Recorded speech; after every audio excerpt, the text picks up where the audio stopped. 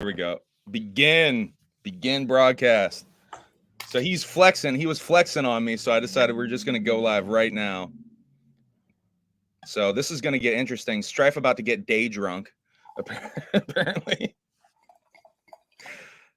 Oh Certain my people god! he's pouring it wrong. Keep pouring it. Keep pouring it. Keep pouring it. Pouring it wrong. We got all day, or we got all hour and a half. All right. So Strife, first of all, I guess I had a different starting question, but what exactly are you drinking over there? We're drinking Barefoot Blueberry, gifted to us by the one and only Mike's Ears, and saved for a special occasion. And it doesn't get more special than Humbus Among Us doing the quintessential Strife 2024 interview. So you've been carrying that around since Juggalo, Ohio? Yeah. I mean, I the right moment for it. And yeah, to pop the right so moment.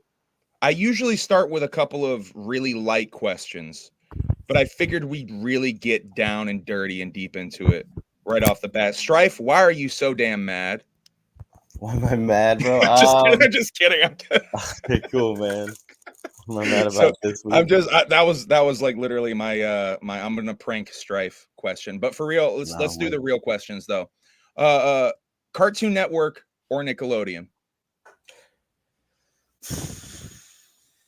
It's Nickelodeon.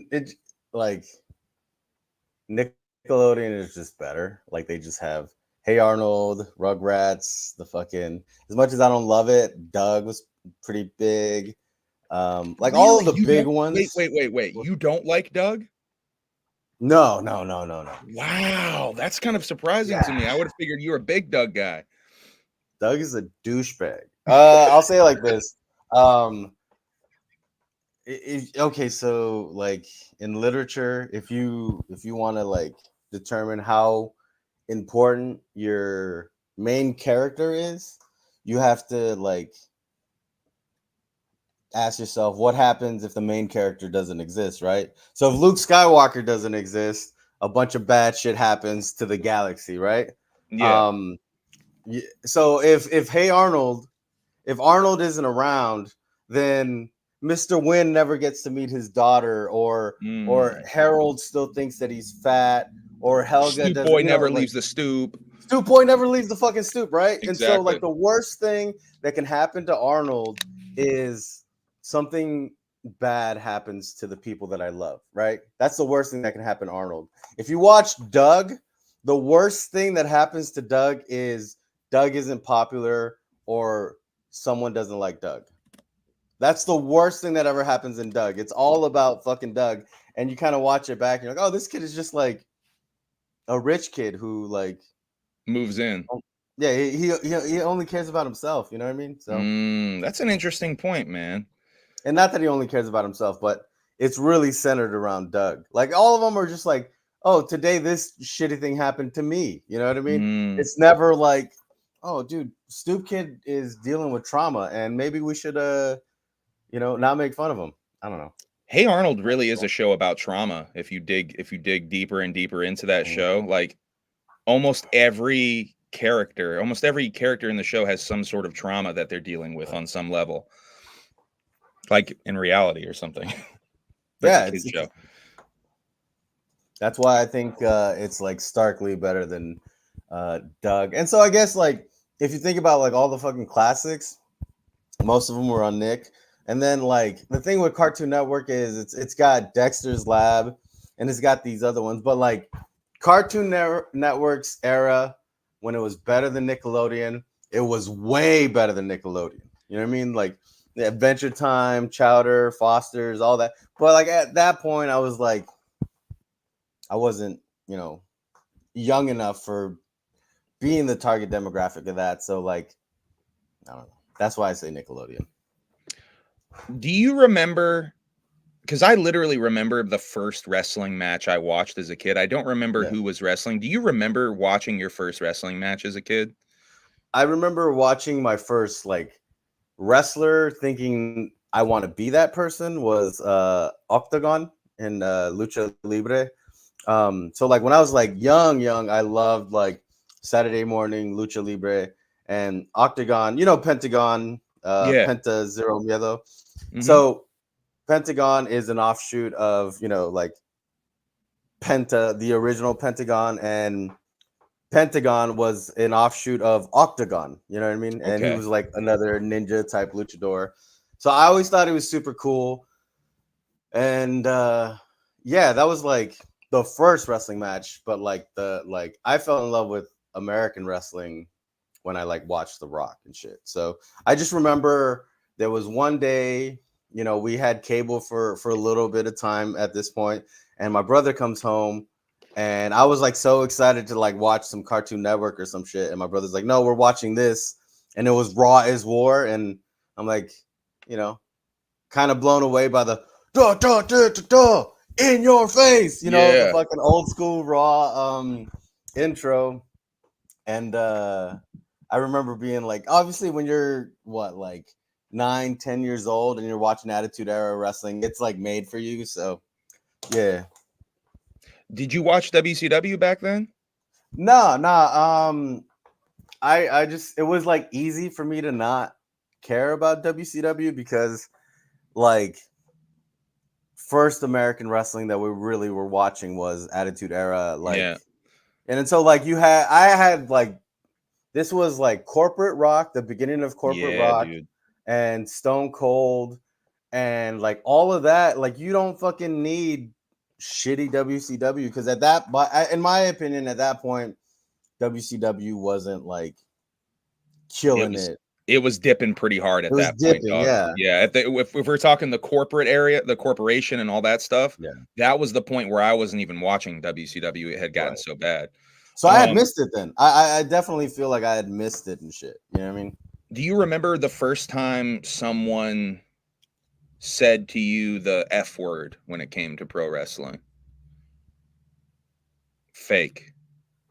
Fake. Oh yeah, bro. We were I went to a pizza party um for like school, and all of us were talking about Undertaker did something.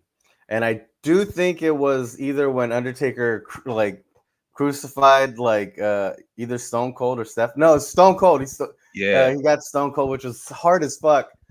Um and then we were talking about that, either that or the Stephanie thing, and it was like the coach, the coach was like, "You guys know that stuff is fake," and I was like, "What are you talking about? Go fuck yourself, right? Like, nah, bro, this is not fake, right? Like."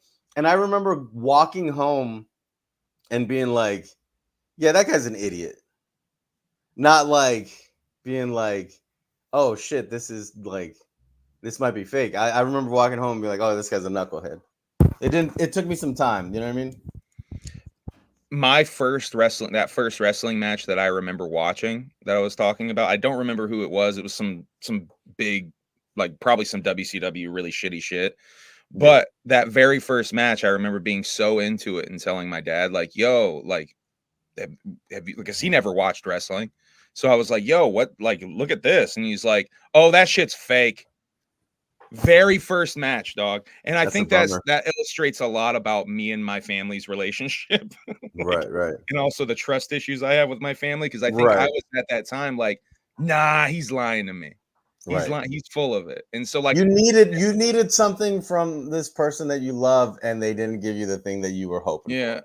They but gave you reality. but then my trust issues kick in and I'm like, nah, he's lying to me. And like I'm Right. looking at it, I'm looking at it with that thought in my head of like, well, that punch did seem kind of pulled. Oh, that's so funny you say that because I didn't trust teachers. Yeah. So when that guy told me that shit, I was obviously like, "No, fuck you, bro." Damn. I wonder if I had a better relationship with teachers if that would have been like inverted, and I would have been like, "Oh, Yeah. wrestling is fake." This is a question that Whoop Conda always asks, and I love it. So I'm gonna hit it to you. And we had like a lot of people asking variations of this questions, but I want to give it to you this way. If you could do a wrestling Mount Rushmore and put four faces on a mountain, Yeah. who would they be? Um, And I don't give a rat's ass like what anybody like says about my choice, because like these are the people that define wrestling for me. Exactly, and that's what it should be. That's the point. I also got we were asked the question of our best wrestler on the first day of like training, and I actually picked 2, and I got made fun of because at this time it was like you're a mark for liking these 2. So like right off the bat, two of my definite picks would be Roman Reigns and Brock Lesnar. I could talk for hours about how Brock Lesnar like has changed like professional wrestling, so we don't need to go into that. Roman Reigns, because like I think people are starting to understand like how big of an impact he's gonna have. Like remember when John Cena came back after like being a baddie, like being a Hollywood guy, and he came back and everybody used to boo him, but then they fucking went crazy. They're like, "Oh, John's back," and it's like, "Oh, you appreciate John now." You know what I mean? Yeah, And I yeah. think that's gonna happen with Roman when we'll have some time to step away from shit. I think it's already happening with Roman. I think it's already Stone happening with Cold Steve Roman. Austin. Oh, are you dipping? What? I feel like I'm back now. What was that? I was saying basically that I think it's already happening for Roman. I think he is getting his respect, Oh shit. Are we losing him? All right, I think I'm back. All right, you there? Can you hear me? Oh no. Can you see me?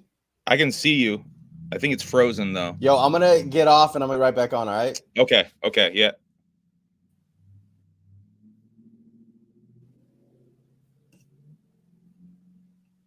I wonder if that's on my end. Sometimes my internet can get shitty.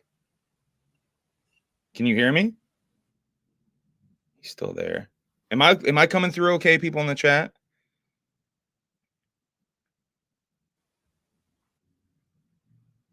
Yeah, there he goes. Am I coming through okay though? Okay. LHRPG, we'll get to your question here in a second. LHRPG wanted to ask, you wake up in the X-Men universe, what is your power and who is your mentor? Oh man, that is a tough question. I'll be a real mark and say that I'm gonna go ahead and answer this question. I would want Wolverine to be my mentor, but fuck, I have no idea. I have no idea who I would want or what power I would want. I guess I'll be like ET and I'll have some sort of healing power.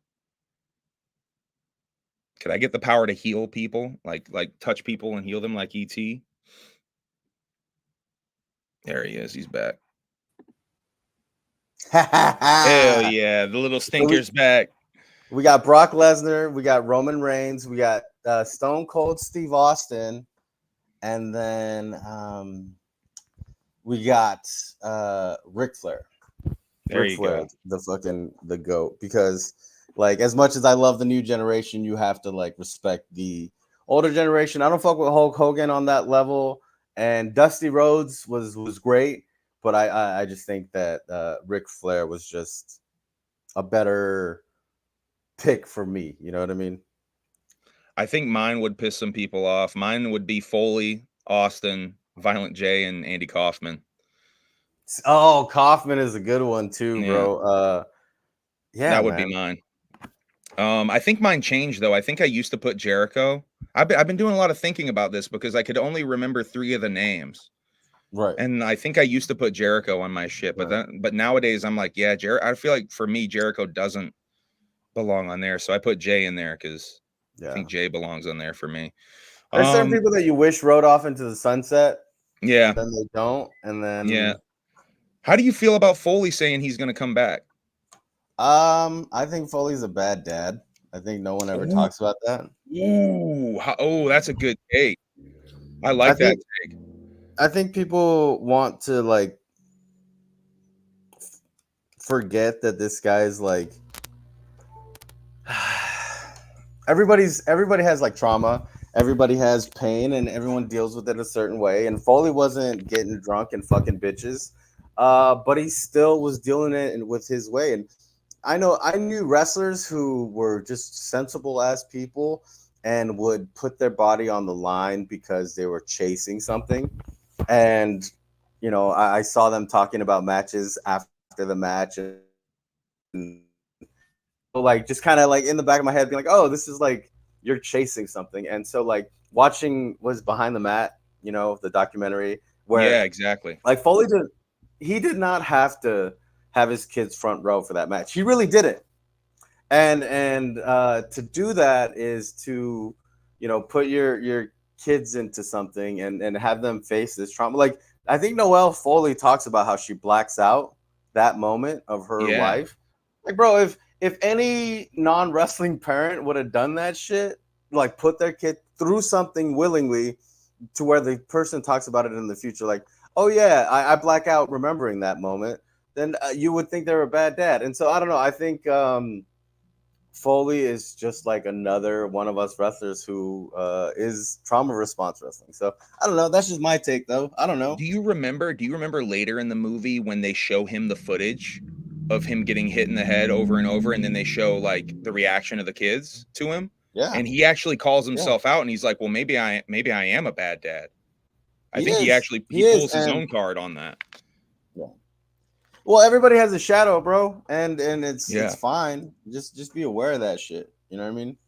I want to get to this question, this super chat question that we had from LHRPG. You wake up in the X-Men universe. What is your power and who is your mentor? Oh man. Well, I know Wolverine has two powers, so I'll go with the Wolverine. Whatchamacallit? Power umbrella. set. The power set. Yeah, the adamantium and the healing.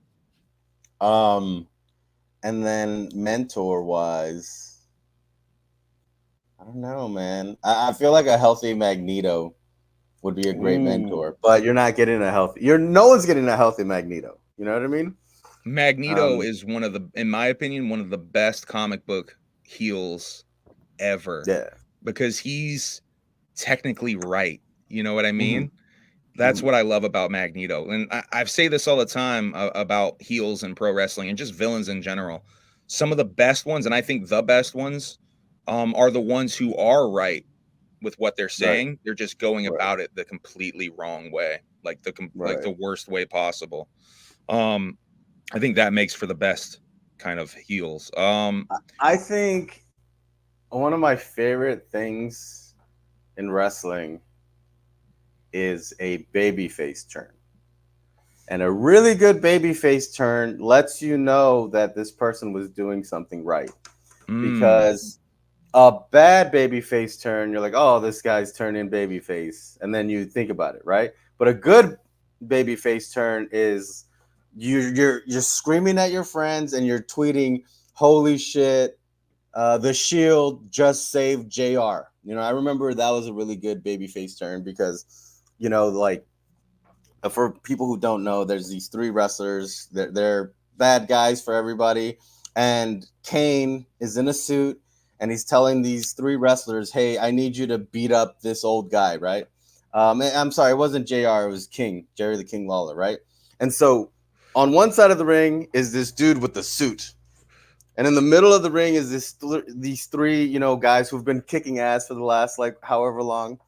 And then on the other side of the ring is this old wrestler with, like, a crown. And, he's, like, frail. And the guy in the suit is telling you, like, kick this guy's ass. And you're like, no, no, no, no, no. And then all the guys are looking at King.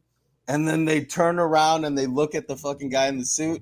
And everybody, like, screams, yes, yes, yes. And, like, then they beat the shit out of the guy in the suit. And you're not thinking, oh, they're going to turn these guys into good guys. You're thinking, oh, they finally turn these guys into good guys so I can finally cheer for them. And I will say this, one of my favorite things, one of my favorite little promos that I got to cut when I turned into a bad guy was telling everybody, you guys aren't mad at me for, like, being evil. You're mad at me because I broke your hearts and you wanted to cheer for me. So you know what I mean? I actually had a question later on. Have you ever worked as a babyface? So that the answer to that is yes, you have worked as a babyface. It's so funny that you say that too, because okay, we're a tag team, right? In Seattle, Washington, the Legion of Doom. And we are like loved. Like people fucking, we're like the baby faces, right? We were so loved that we had to beg our promotion to turn us heel because they couldn't believe the idea of us being booed. Because here's the thing, we were in Seattle dressed emo and dressed goth. We were in all black. We were gloomy. It was in our fucking name, you know, the Legion of Gloom. People love it. It's like being a Trump wrestler in Texas. People are going to love you, right? And so how do you get people in Seattle to boo the Legion of Gloom? You know what I mean? And sure enough, we became so fucking hated. It was great. Are there any other big differences between working heel and babyface? There's a ton of differences. I think my favorite moment of like being in a tag team was we had our final run where we were heels, and our wrestling was like I guess the closest thing you compare it to is like Hood Slam. It was like a bunch of characters. It was really funny.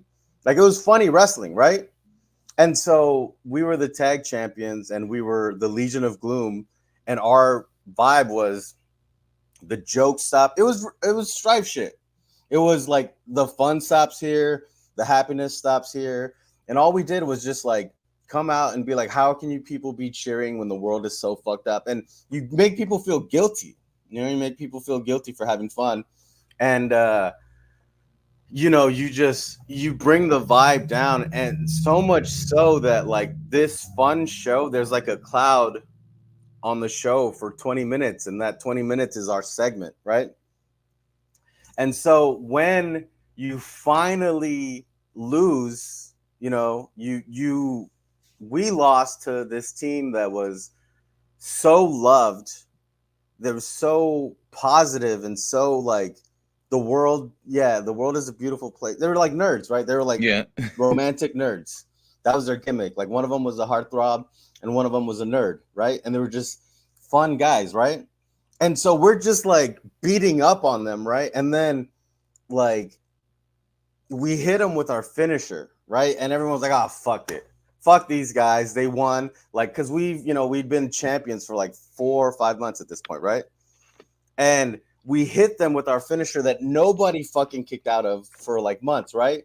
And the dude kicks out at 1.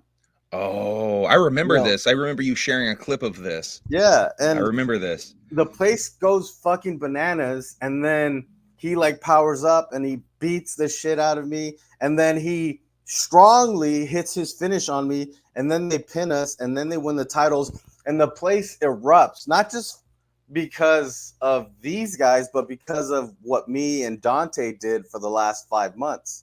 Because if you make the place a fucking cloud of like rain and gloominess, when the sun comes out, people are going to be fucking ecstatic, right? And a friend of mine, a really good friend of mine, that night, you know, like you're just so euphoric because you just had this 5-month-long story finally end. You know what I mean? Like, and everyone's like so fucking happy after that pop, and he comes up to me, you know, and I'm drinking my Sprite, he's drinking his beer, and he's like, now you get why we do this. Because he was the biggest heel in that company. And it's like, the reason why you are a heel is because you want to put somebody over on the end of your, you know, like, it's not about strife. It was always about how strife loses that title. Because let's say strife is depression, right? And depression is winning. Depression has like the keys to the house, right? That's what the title is. The title is the key to the house. And so when depression has a grip on that shit, you just every day this house belongs to depression. This house belongs to depression. And then somebody comes in with a big ass smiley face, punches depression out, and he's like, here's some fucking Pokemon. Let's have a good time. Like, you're gonna be ecstatic, right? And so, like, that's why I want to be a good heel, because I want it to be awesome when I lose, because like depression doesn't get the final win. You feel me? Or oppression, or whatever eshin you fucking want to talk about. How did you get into pro wrestling? Loved it. Stopped watching it because we didn't have cable. It's like, for real, I stopped watching it because we moved to New Mexico, and we didn't have cable for a while. And then when we finally, like, my mom got everything like situated and we're finally not that poor, you know what I mean? And we can finally have cable. Enough time had passed that I just told myself that I didn't want to watch wrestling, right? Like, oh, everyone's telling me it's fake. You get back into it. No, breaking up a little bit. I remember. You there? Oh no. Can you hear me now? Yeah, I can hear you. You there? Oh, bummer. Yeah, I think we froze up a little bit. Yeah, though. I just turned my camera off. You know, I stopped watching wrestling for a while, and then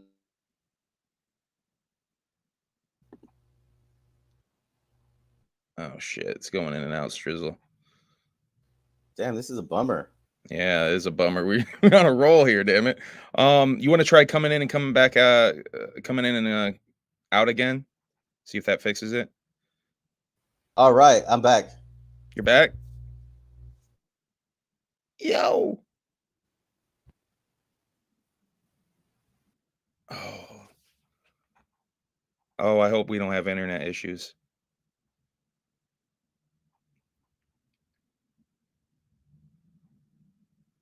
He might be coming in and out again, y'all. Oh, it's going so well, too. This is like such a fucking dope talk. All right, we're just going to have to put the bookmark in. How did you get into pro wrestling? He was just at the beginning of that story anyway, so I have to put the bookmark in. Oh, that's such a bummer that it's coming in and out like that.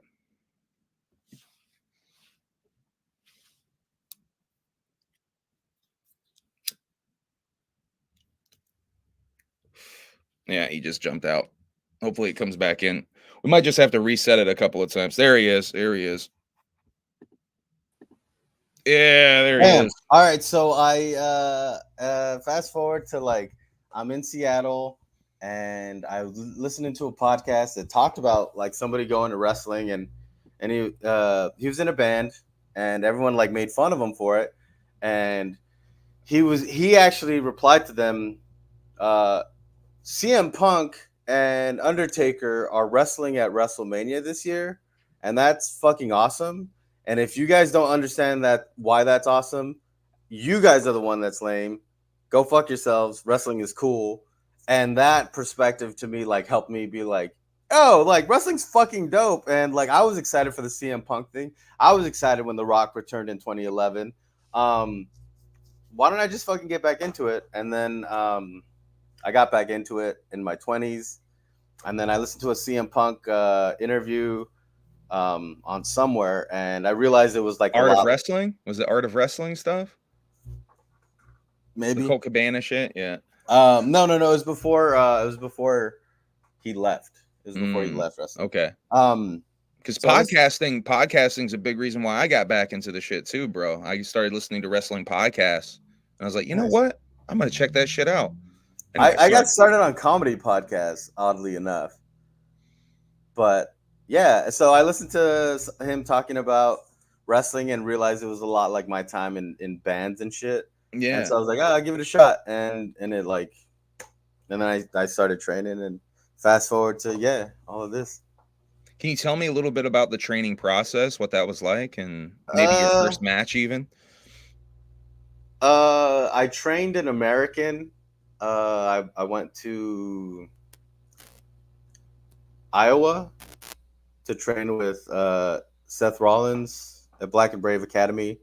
I trained there for 3 months and then came back to Seattle, had some really bad matches for really, a extended amount of time, had some really some stinkers.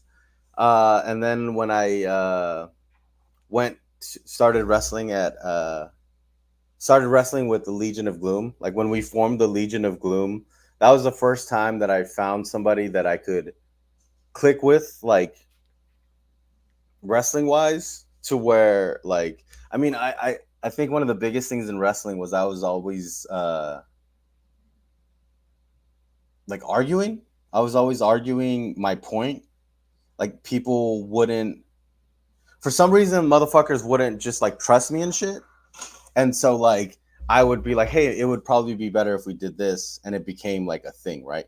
When I started working with Dante in the Legion of Gloom, we both saw wrestling the same way, and I was able to like step back and listen to him, and he was able to step back and listen to me. And so like when one of us thought, oh, this is a better idea, like the other one would listen. The only thing we ever argued about was the double drop kicks at the end of a spot. Other than that, like we saw eye to eye on everything, and that helped me get some really good matches because, like I felt like I was working matches with people that I couldn't click with, and then I started working with him, and so when you have another person there, you can do fast spots with someone else, you know what I mean? And I don't know, it just made sense, right? So yeah, that's me kind of saying it the way I want to say it. It's the training aspect is a whole fucking other thing. So yeah.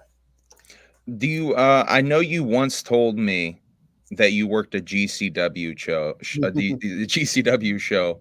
Are there any other clues that you would like to give me to help Kosuke track down this show? Nah, bro. Absolutely not. Okay. Also, I'm gonna make sure he finds that shit. What? You got something? I'll leave it at that. Okay. I heard his new song. It's so bad, bro. But go ahead. You son of a bitch. I'm sorry, man. It's not good. It's not good. Wait till you hear this new one with Will, though. I think you'll like the one with Will. That's the one I'm talking about. You heard it? Yeah, bro. It's not good. Oh, you're a dick. You're a dick. Bro, I'm sorry, man. So let's get into a little bit of Atrophy talk. I've always thought, and I've never told you this, I don't know if anyone's actually expressed this to you. I've always thought the title, I Am Atrophy, is tied a little bit to pro wrestling because of the whole how some wrestlers actually suffer from atrophy in their injuries. Is there anything there with that? At least in your creation of it? Bro, I think quickest answer is yes, 100% yes. Okay, cool. So I'll do a quick answer and then a long answer.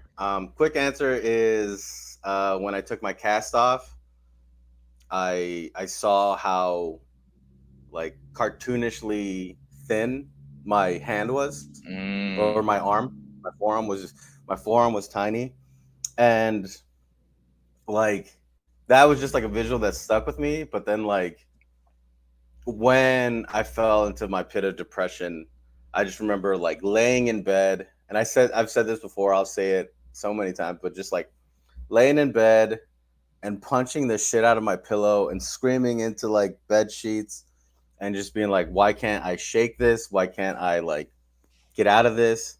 And just like feeling like my body is like atrophying right now because I can't fucking move. You know what I mean? But yeah, like if you look at like my lyrics, you'll see that it's like it can be understood from like a wrestling level. It can be understood from like a musical, metaphorical level, and it can be like viewed as like a fucking like very literal Relationship. There's like metaphor. relationship level, I think, on a lot Yeah, of yeah, it. yeah, for sure. I mean, Concussion Cradle Songs is about having a panic attack in the middle of a wrestling match, but it's also about like your brain, right? Yeah. So I don't know. I don't That's know, man. that's I don't know. that's dope. I actually like that for me as a nerd as a Strife fan, for me that was really fucking dope to hear. Um Yo, can I so throw I something out, bro? please do. I didn't realize this. I was trying to think of like how I landed on the name I Am Atrophy. Yeah. And because I was like, bro, I don't remember.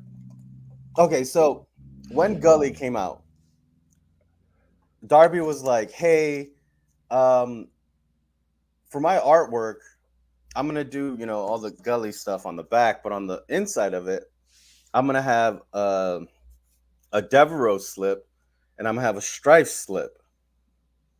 And he was like, what would you want to do? You know, and I originally wanted to like the original idea was like, hey, video services by dot strife type shit. And it was like, well, you could do that, but like, why don't you make like a old school style, like Cash Money, you know, you buy the Juvenile CD and it's like an ad for the Coming Hot soon. Boys. Yeah, coming Yeah. soon, the Hot Boys, right? Yeah.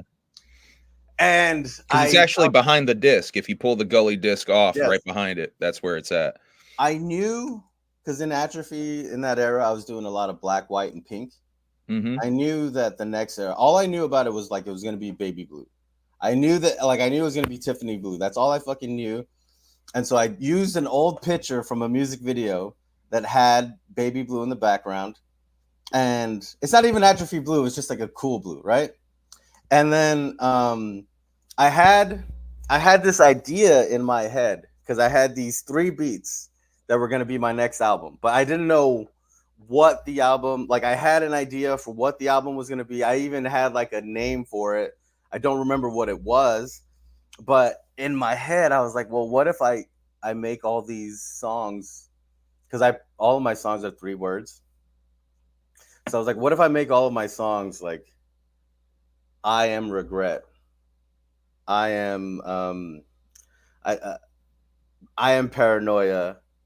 I am atrophy. So there's three demos that I came up with. It was Hella Girl Shit, this unreleased song that never made it to the final album, and In the Dark. And they were originally called I Am Regret, I Am Awareness, I Am Atrophy. And I was like, okay, well, I really think I Am Atrophy sounds cool. Why don't I just make that the title for the album? Fast forward, and Atrophy becomes what it becomes, and none of the tracks become I Am anything, right? And so yeah, I just was like trying to remember how like all of this came up, and then I was looking at old like demos, and I realized I Am Awareness and I Am Regret. Like, oh shit, this was supposed to be a fucking I Am record. This is going to come up a little bit later, but you're touching on it now. You talked a little bit about changing songs on the record a few different times here. Yeah, I know on MUJ you talked about changing the word body to Bonnie, and right, that being where Bonnie right, came from even. right. Um Yeah, I know that there's even like Hella Girl Shit, there was a different version of that, maybe even two different versions it sounds like floating around from that. Can you talk a little bit more about your songwriting process and how you go through a couple of different cycles of songs like that? yeah, man. Uh, so writing collab verses is super different than writing like an Atrophy CD. And I've talked about like how I write like verses or guest verses and shit. So I'll save that for like later. Atrophy was very much like, yo, I knew that I wanted to make a big record. I wanted to make. I always use the term like widescreen. You know what I mean? Mm. Like when something is widescreen, it's a different vibe. You know what I mean? And so I would get beats. Like half of it was just getting these demos made, and so I had probably like 5 songs that made the album, but about 9 songs that were beats from Dev, right? Yeah. Um, flew to California, and I spent 5 days in the studio with Maisie. And so we had, hella girl shit, In the Dark, uh Power Plant Green, Go to Church. We had these songs like done, you know what I mean? And so we make those, and then I knew that I wanted like a certain flow. Like I wanted certain songs to like be big, like so. And The Surface, where like people have said, like Jiggy likes to say that it feels like a movie, you know what I mean? And those movie type songs were done in the studio, where like Maisie is just like a fucking genius, and I was like, hey, I want to make something that feels like this and has a big crescendo like this, you know what I mean? And so she just kind of figured out those things and made them happen. And my biggest thing was always like, where does everything belong? And so like if you look at the flow of the record, it's like a wrestling match. Mm. My biggest fucking thing is like not boring people. Like I don't want to bore people, and so I operate from a spot of I'm not that important to this person, so I need to keep it entertaining and I need to keep it moving, right? And so it's not hella girl shit for like 12 songs. It's, big crescendos, big choruses, and then we go down. You know what I mean? We go down into like And The Surface, where it's like, oh, nice and dreamy and whatever, and then it builds up to this big moment. But you can't just fucking do that shit. You know what I mean? You can't just like people's time is very fucking important to me, and I don't want to waste people's time. And so it's like, I get it. Sometimes you don't want to listen to a third verse on somebody's song. Like that shit's boring to me, bro. And so like, just get to the fucking point.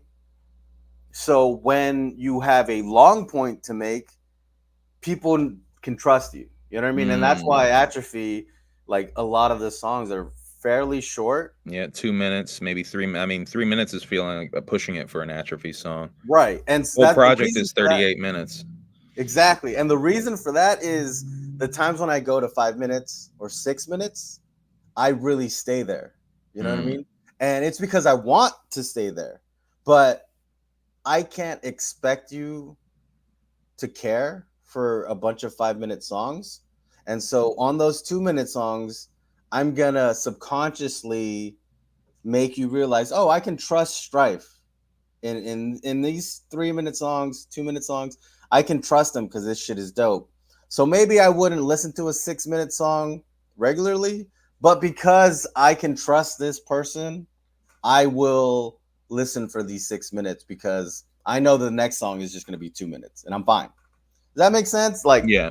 I just don't want people's time is very important to me, bro. It especially makes sense if you listen to the record, because I listened to it this morning while finishing up my notes here, and it's just such a good fucking project, man. It's like I gave it the Humble Among Album of the Year award. Yeah, that's just real. Which it is a parody award show, but I gave it to you because it honestly was like, I wish I made that record. You know what I mean? Like that's how high I put that record.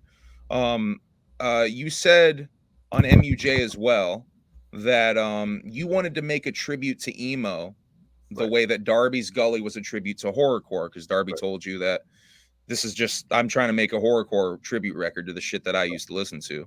So you wanted to do the same thing for emo. Do you feel like you accomplished that goal ultimately with Atrophy? Yeah, bro. I genuinely do, because I've said this 1,000 times, but it's about the people that I love. I want to share the things that I love with them.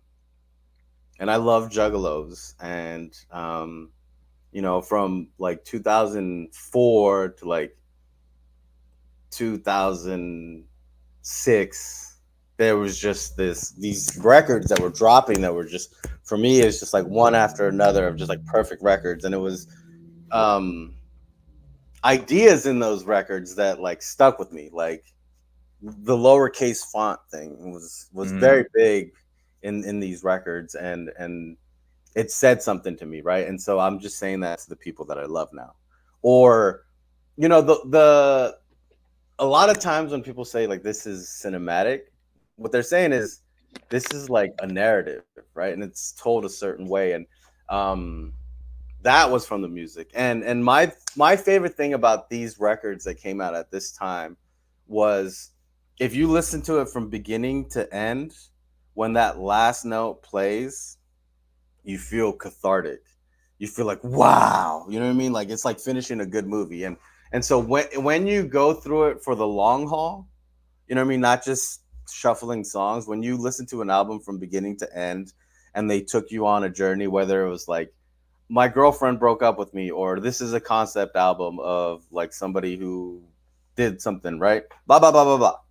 When you finish it and that final note plays, you feel like you just finished a workout. You feel like you just finished a movie, blah, blah, blah, blah, blah. And so I think I accomplished what I set out to, because from the beginning of it, it was never about the songs. It was reverse engineering a feeling. And it's like, okay, well, when this album is done, I want somebody to feel like they powered through a story, you know what I mean? And they feel great because they at least finished the story. Maybe the story doesn't have a resolution, but you finish the fucking story, right? And so like that was like what I wanted to do, what I set out to do, and thankfully, with everybody that helped, like, yeah, it got done. I know you're a big fan of also putting like I don't want to call them references, but like nods almost Yeah, to other emo songs. There's one that, I mean, when I first was met Emily, I was playing her some of your stuff for the first time, and one of the first things I think I played her was Trailer Park Tears, because it had just come out at the time, right, and she immediately caught a reference to right, L.A. Dispute's song King Park, and was like, right. "That's a reference to this." Like, and I was kind of explaining to her, like, because I was kind of just barely getting to know you at that point. I think it was it was like right before the gathering where we filmed The Wicked Shit Is Dead. And there's another moment at that gathering when you're filming the Pack After Park video, and you were trying to sync to your Bluetooth, and you it auto played I don't even know what it was, but it was some emo song, and you're like, oh shit, and you're like, shut that off. I don't want to spill the secret sauce. Yeah. So that's a little, I'm spilling a little too much of the secret sauce by even talking about this right now, but I just wanted to sort of point out that there are these little Easter eggs for emo fans if they're really listening to this shit. Anyway, no real question there. I just wanted to kind of point that out. Yeah, I think it's fun because Trailer Park Tears is like the perfect example of that, because that's literally what I do in like probably like 80% of my fucking music. In Trailer Park Tears, a juggalo could listen to it and say, holy shit, that's an Angels Are Falling reference. Yeah, that's right, because there's that reference in there too. Fucking A, dude. And an emo kid could listen to it and say, holy shit, this is a La Dispute reference. And the funny thing is, if they never meet, no one will know the other references there. Right. And so there's a whole ton of songs in this record where like in one of the songs that say, the witch it breathes that sings to me of dirty Yeah. It's towards the end, right? It's one of the ending songs. Maybe it's the last song, actually, even. And so when I say the witch, what am I talking about, guys? In the comments, if I say the witch, what am I talking about? The witch. You're talking about the witch. You feel me? Yeah. And so I don't have to. I think my biggest pet peeve in underground rap or juggalo rap is when people make a not cheap. A lazy reference. Not a super affordable reference. Yeah. So like, yo, I'm trying to. I've heard some before. I'm trying to think of one where it's like, yeah, because me and my homies, we're like the riddle box or something, right? Yeah. Really But obvious stuff. but the cool thing is, if I were to say like, bitch, go fuck yourself, I'm underneath the moon, you know what I mean? I can just keep going, right? And the real ones will know that, oh shit, that was a Great Malenko reference. Yeah. I don't have to say it, right? And so like my favorite thing about writing music is never making it obvious and just kind of doing it as like, this is the fucking language that we speak in. You know what I mean? Like if God is dead, bro, and nobody's quoting the Bible, we still need fucking stories, bro. And so like I'm gonna use The Simpsons to make sense of the world, right? But somebody else is gonna use, a shitty Marvel movie, and someone else is gonna use this or that, and we just happen to use juggalo, juggalo things. And so that's why I love doing juggalo references. And all of my juggalos can see them. Like In the Dark is a Dark Lotus reference. You know what I mean? Like, and the real ones get it, and you don't have to like, I don't know. Some of that shit is pandering to me. You know what I mean? I don't have to I fucking. agree. I don't have to let you know that I've listened to The Ringmaster. I'm gonna just write like someone who's listened to The Ringmaster. Yeah. There's it reminds me there's the Guts on the Ceiling reference you do Yeah. on the joint that's basically just an interlude. The Frankie Goldie joint there. Yeah. You talking there just made me highlight a question I have a little bit later. Kind of just giving you props, but maybe a way to expand more on the story. One of my favorite things about the project, and really a lot of the stuff you do, is how subtle you keep it, because I love subtle art. I love not having to over explain it to someone. Thank you. Yeah. And I Am Atrophy is a concept album, but it's done in a very subtle way. I have written here, right? What can you tell me about Bonnie and her story to make it maybe a little less subtle for some of the people out there? I know you probably still don't want to fully No. explain it, but I if you're ready to maybe reveal a little bit more of the details, I think this would be a dope time to do it. From the beginning, I've been telling people that what happened doesn't matter in the story. So like, I love the Something Bad Happened music video because it made this story feel like somebody went to Camp Crystal Lake. That's like the best way of describing this story. Let's say our main character went to Camp Crystal Lake and something bad happened, right? And a lot of like horrorcore or wicked shit or just horror inspired music has been about, Jesse or Mary or Melissa going to Camp Crystal Lake. You know what I mean? And it always ends with her bloody body walking away from the camp, right? You know what I mean? And so like for me, it was always like, what happened after that summer? You know what I mean? And so it was always like, this story has always been what happens to Bonnie after that summer. And so like the biggest thing is when she comes back home and she's, not talking like she used to. And she's losing friends left and right because they love her, but they don't know how to interact with her. They don't even know how to talk to this person. Because they didn't go through that. They didn't go through that bad something. Right. And so it doesn't fucking matter if she saw a clown or a person in a hockey mask or a fucking person in a painted Ronald Reagan mask. You know what I mean? It doesn't matter what happened. The thing that matters is, how does this character relate to their friends? How does this character lose things? You know what I mean? Because just because you made it out of that summer doesn't mean that summer had no effect on you. If the opposite, right? And so if atrophy is anything, it's the months after that shit. You know what I mean? God is Dead is literally the fucking the gunshot happens. You just killed the bad guy. It's the moment from the gunshot to when you get back into town. That's what God is Dead is. And I Am Atrophy is getting back into town and the 2 or 3 years or however long it is after that summer. Does that make sense? Mm-hmm. So that's kind of like what I'm trying to tell people is, hey, in that first era, those first songs that will be released as an album,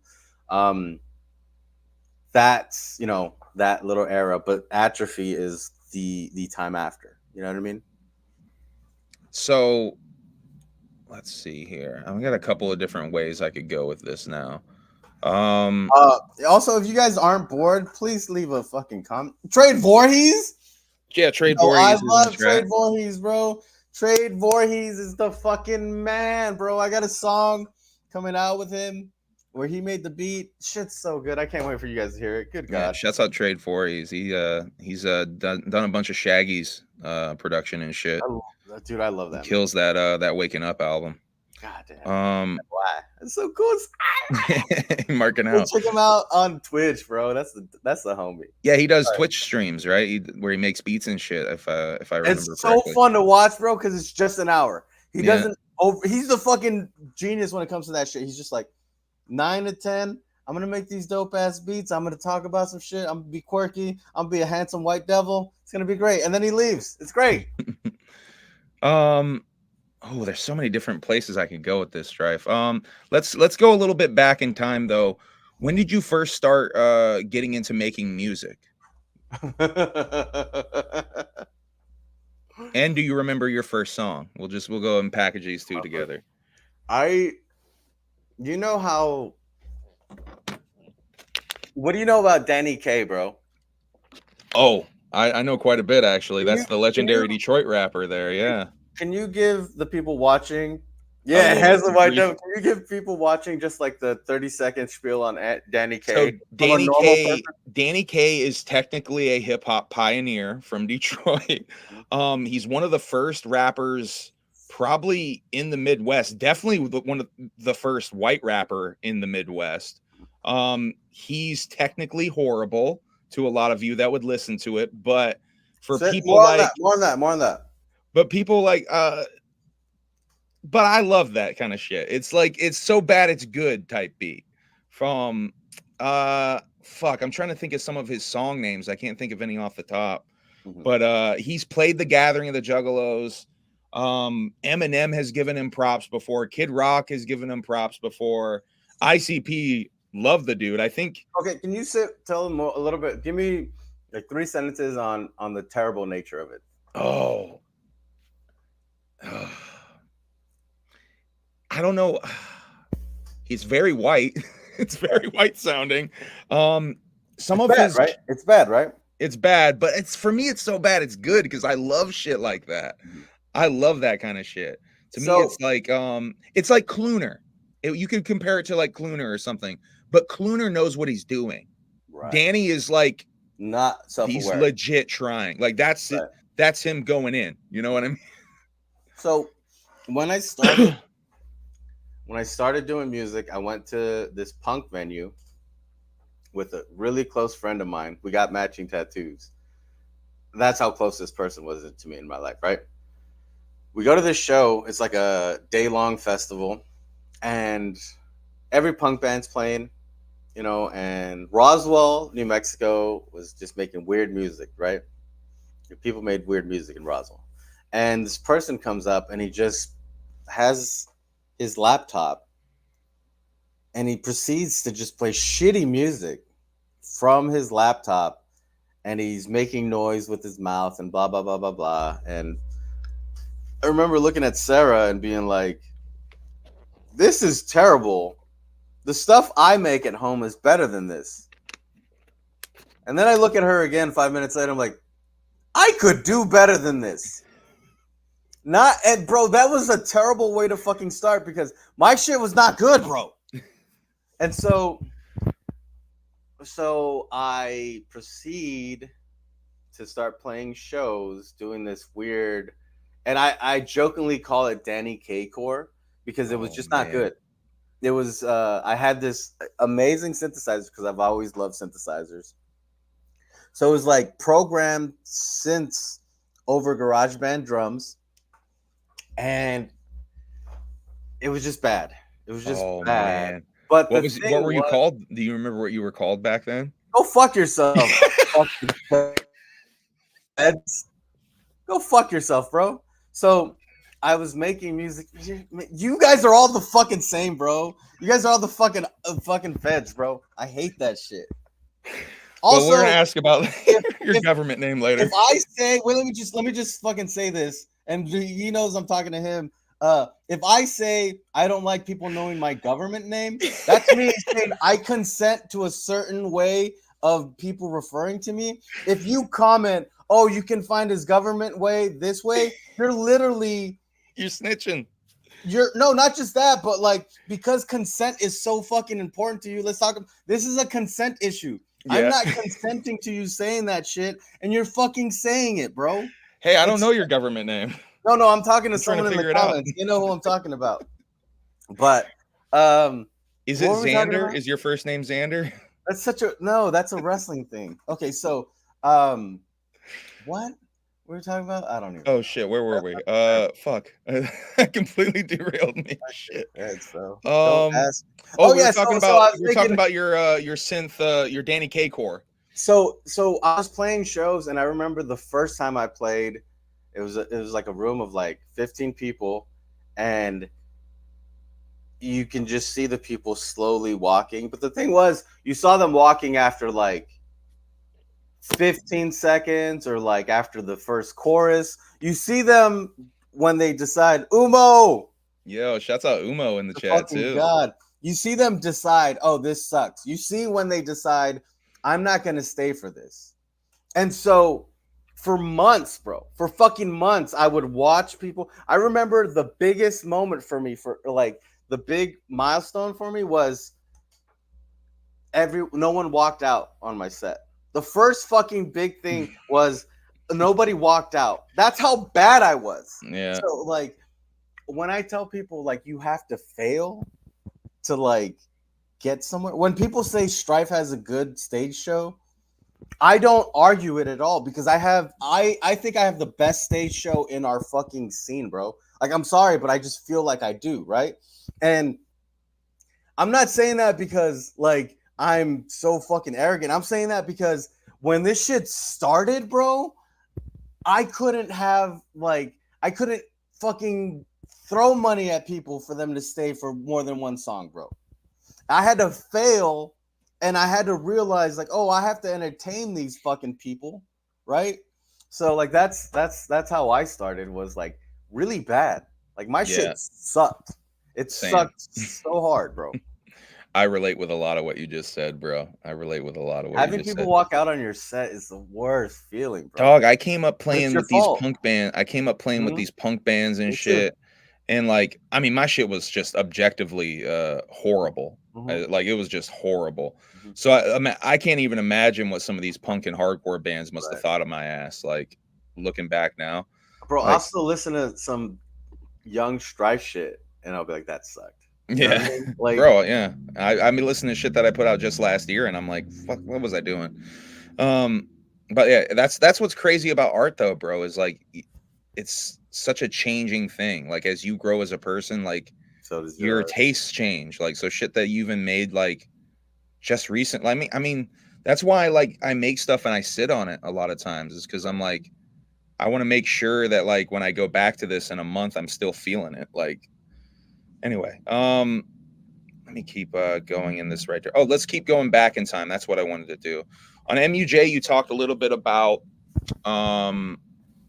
seeing ICP for the first time and how you were a fan, but you lapsed in fandom a little bit, similar to me, honestly. And you saw ICP for the first time. I don't think if it's cool if I cut you off. No, please do. I wouldn't say. Um, I hope it didn't come out as a lapse in fandom. It was never a lapse in fandom. It was always it was always a philosophical part of my life. Like, I always loved the message of this shit, and this was a big thing for me, was realizing that I always loved the message, but I never put a lot of value into the community part of it. So I always listened to ICP by myself. And so I was always like even in like in like the wrestling, when I was like, because I was a wrestler guy, right? So when I was wrestling, I wasn't going to punk shows. I wasn't doing music shit. I was just focused on wrestling, right? So it wasn't like it was literally my world was wrestling, right? Yeah. But like this is embarrassing to say, but I had the fucking twisted makeup when I was wrestling as an emo wrestler, because it was my way of being like, yeah, like this is an emo thing, but like I'm trying to do this little like juggalo nod, you know what I mean? And so like I just didn't know the power of the community until I was You go to the actual show. Yeah. That was the bookmark that I was waiting to get to. Going to the actual show, you see, for me it was seeing the people, but more than that, seeing the Fago fly. I'm a big proponent about something about seeing the shit fly in the air and the whole spectacle of just everything all coming together. Something clicked for me when I saw that shit, bro. And I mean, I've been on this fucking journey ever since. Like, it's I'm like, weird to me, because like listening to, you know, like even listening to like the Mighty Death Pop, you know what I mean, and just being like, I love this, you know what I mean, but never feeling like I still want to keep in contact with the community. You know what I mean? And then it just feels so absurd to me on this side of things. Like, why did you wait so long, dude? That would have been, you know, you could have made some really great friends a lot sooner. I mean, straight up, like, if you were just asking me that question, like, I don't know why I waited so long. I guess I was trapped in alcoholism and depression, honestly, is probably the honest answer. Yeah, I think wrestling was my entire life. Yeah. For a while, you know what I mean? But how did you first we keep going back in time a little bit here. How did you first find out about the Juggalodium or see ICP? Do you remember the first time you saw or found out about them? I found out about them in 2000, right before Bizarre dropped. It was like the summer before Bizarre dropped. A friend of ours gave us Great Malenko and Ringmaster, and yeah, it was like so huge. Okay, I remember that ICP literally defined the way that I listened to music when I was from like, you know, a kid to like a teenager, because I get the Great Malenko, and my friends, you know, my brother, my cousin, everyone's outside playing, and you know, a family friend gives us a CD, and he was like the cool older cousin, right? He gives me the Great Malenko, and all I see is, you know, a black and the Great Malenko. I don't have the CD case. Yeah, I just have the disc. CD. Yeah. So I go to my room, I put it on the CD player, and you know, halfway through the record, the you know, the sun goes down, and my room is like black, but I don't think I want to turn this is the first time I ever did this. I didn't want to turn the lights on. I just wanted to keep it dark, you know what I mean? And it, like, you know, I remember the intro being so cinematic that you instantly get it. And I don't know, like, I thought listening to it, because of how many different things Violent J did with his voice and how many different things were happening. I thought it was literally like a group of like 6 motherfuckers rapping. Like that's a real I have posse of clowns. Yeah, I don't know what this fucking looks like. I just know what it sounds like, and I know what it looks like in my brain. You know what I mean? And I remember my brother walks in like around like a later song, turns the light on. I'm like, oh, turn it off, turn it off. You know, he keeps the door closed, and then the fucking album finishes, and like I said, there's this big cathartic release after "Pass Me By," right? And that's like, you know, that defined like how I listen to records moving forward. I would always take out any distraction. You know, I would always have it be as dark as possible so I could just be in the fucking headspace of the music. And that's how, like, so yeah, I like, if I was being a stickler about it, I could be like, yo, yeah, I've been down since Jacko Brothers, you know what I mean? But it's not even like that deep. You know, I've been, you know, I loved them since Bizarre Bazaar and stuff. And yeah, man. Yeah, that's fresh, bro. I love the story about taking it into the room and turning the lights off and letting the sun go down. So maybe the best part was I walked in, and when I walked in, it was bright enough for me to hang out. Yeah. And it just got dark, and there was just no need to turn them on. You know what I mean? And that's as the album gets kind of darker too, because it yeah, it was like weird carnival magic that it, like, I don't know. I think that it happened that way to like it gave me, like, it introduced me to an experience that I never had before. And then I always chased the lights off. Every time I would listen to an album from then on, I remember, you know, just listening to Screamo records that way. And it's like, oh, because I'm chasing the high from Grey Malenko. So you listen in the dark and just let the lights off and shit? That's dope. Fuck. There's so many different ways. was the first rapper to rap about grape nuts. So, like, come on, man. Eat it quick while they're soggy, and that sucks. I remember that shit being so dope, man. On MUJ recently, you said that you're not a fan of positivity. But I have to say, I have noticed in the past year a bit more positive shades coming out of you than what you used to see out of you. I do think that there's been a bit of a positive change in you. What caused that? Is there any... Damn, bro. Okay, so I think my biggest fucking thing, and it'll make, like, man, I don't want to. I'm giving the sauce away right now. If it's too much of a we can skip it. There's plenty. No. It's fine. I'll say it like this: is everybody is like, everyone's talking to you about positivity. Everybody's talking to you about, like, I fucking hate that shit. I hate when you're playing shows and these motherfuckers are like, yeah, you know, like, why does everybody want to talk about mental health?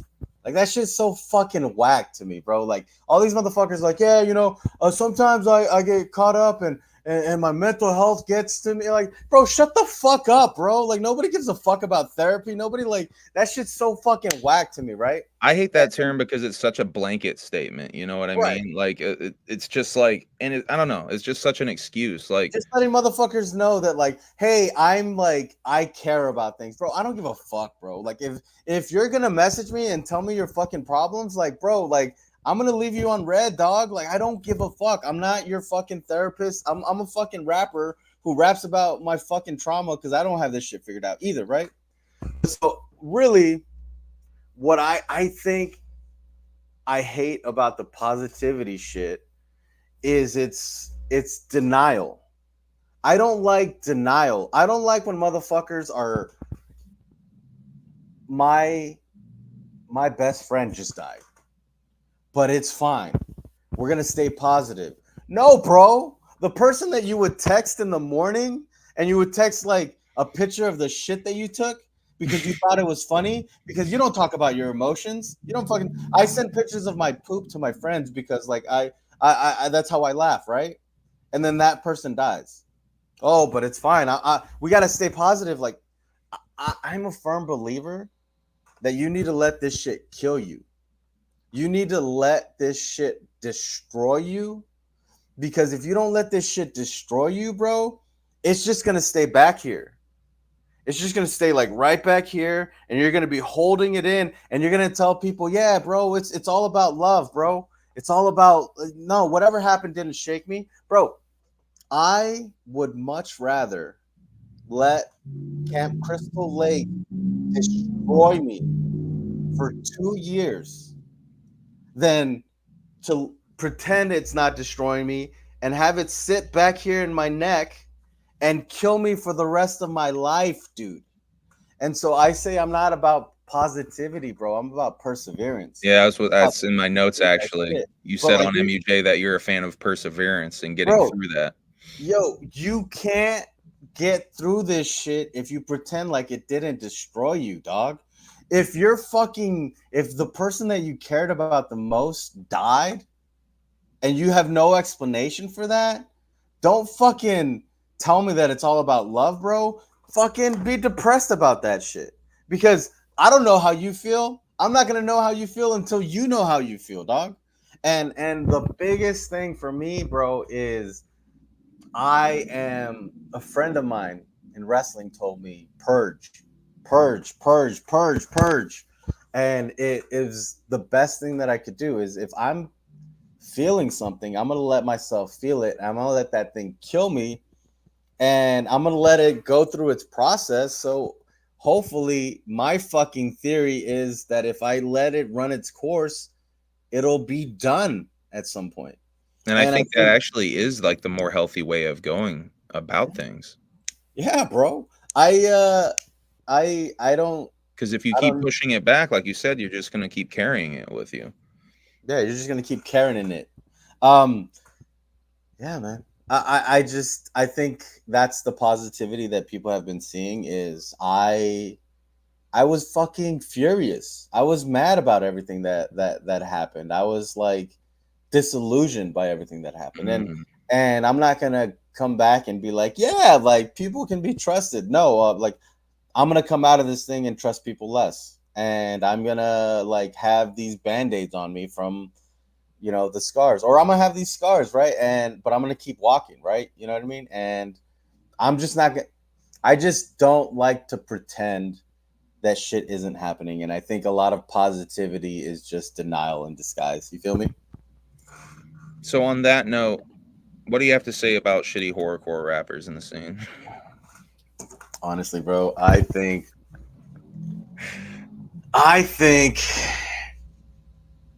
it's easy to think that I like to hate on shitty horror rappers, but I don't. I hate stuff that is following someone else's blueprint. I hate stuff that is because it's like AI art. If you listen to yeah, my boy Trade is like, okay, here we go. Bro, okay.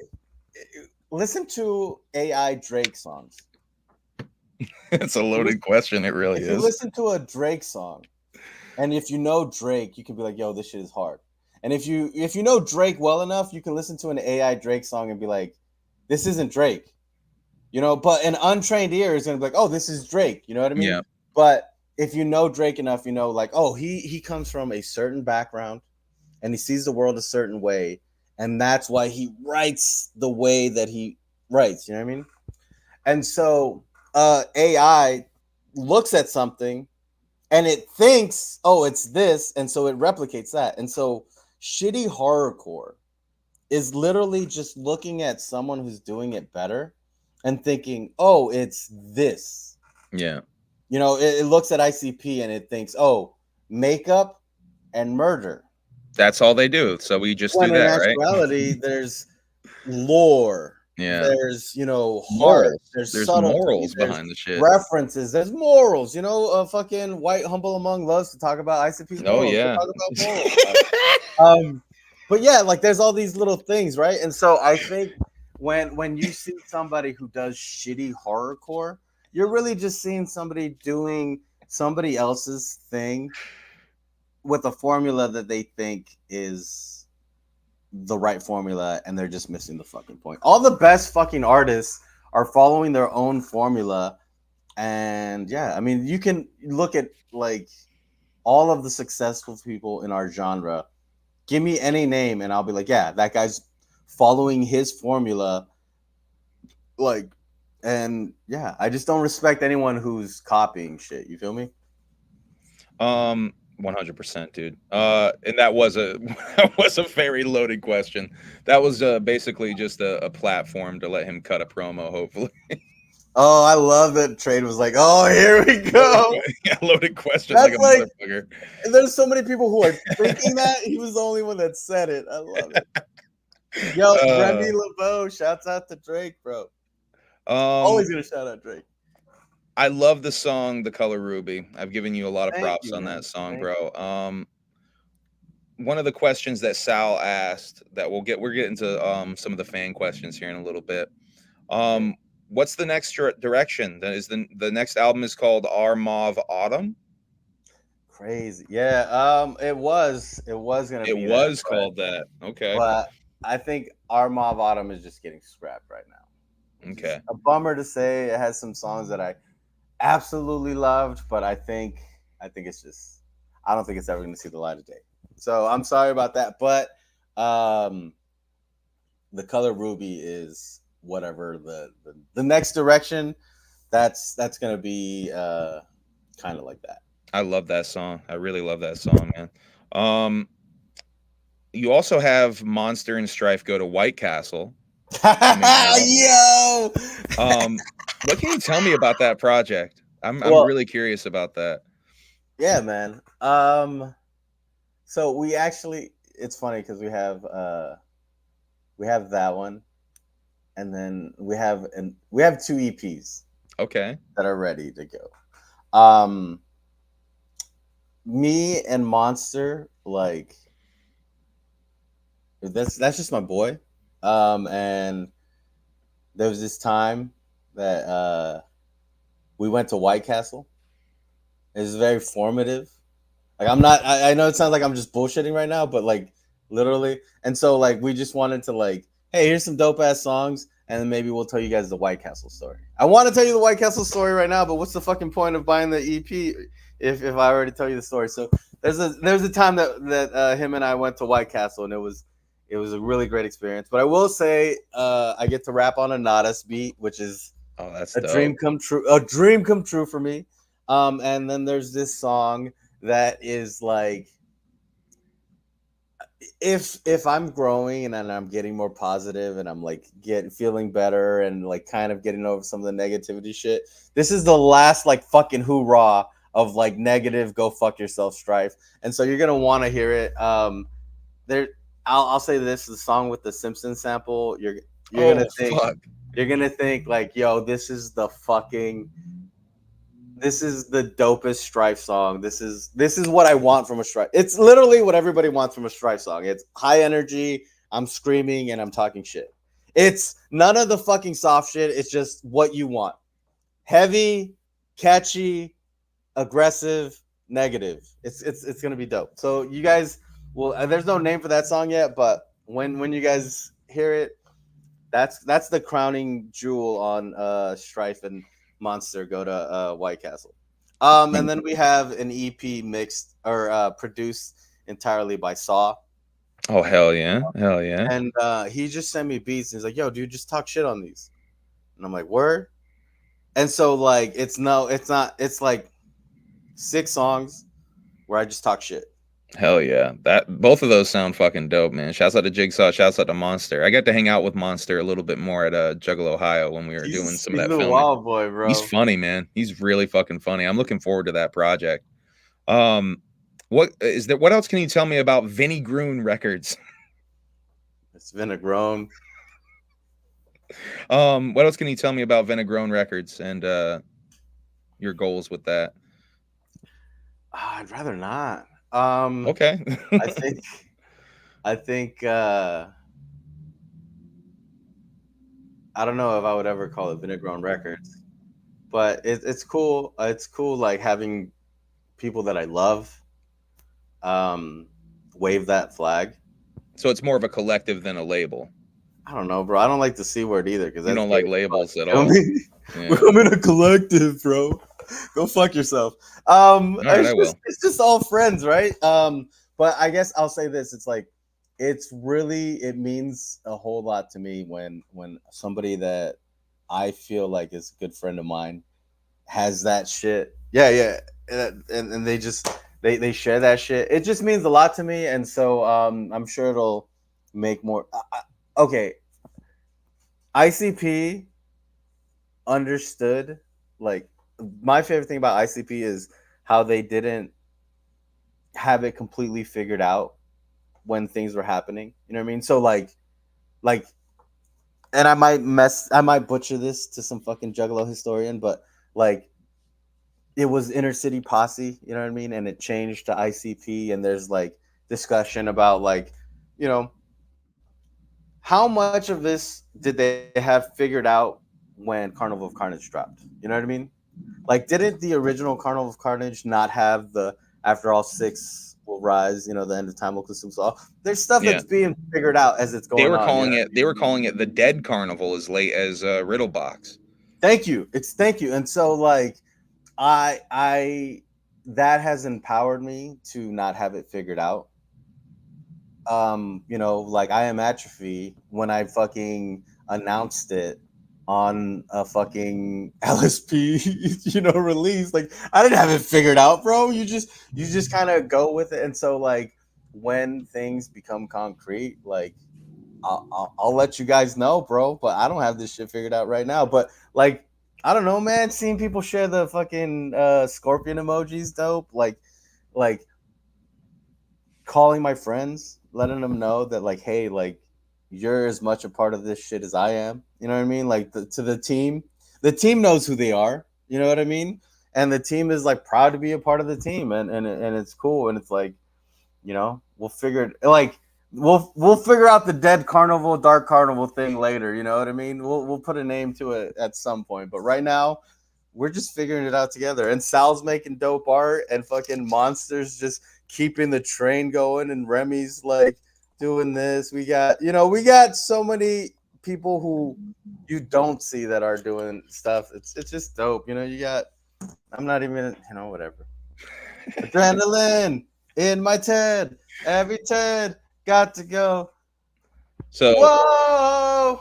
this is the point where I'm gonna do my Mikey Sears impression. You feeling good over there? How you feeling, Strife? How you feeling? Yo, You dog. feeling pretty Yo, good? You a little fucked I up? need to throw this and break it and shatter it just to do my Mikey Sears impression, bro. I'm doing my Mikey Sears checkup. That's You one of know my what I favorite. think about, bro? You know what I think about Humble? What? You know, everybody in our scene, bro.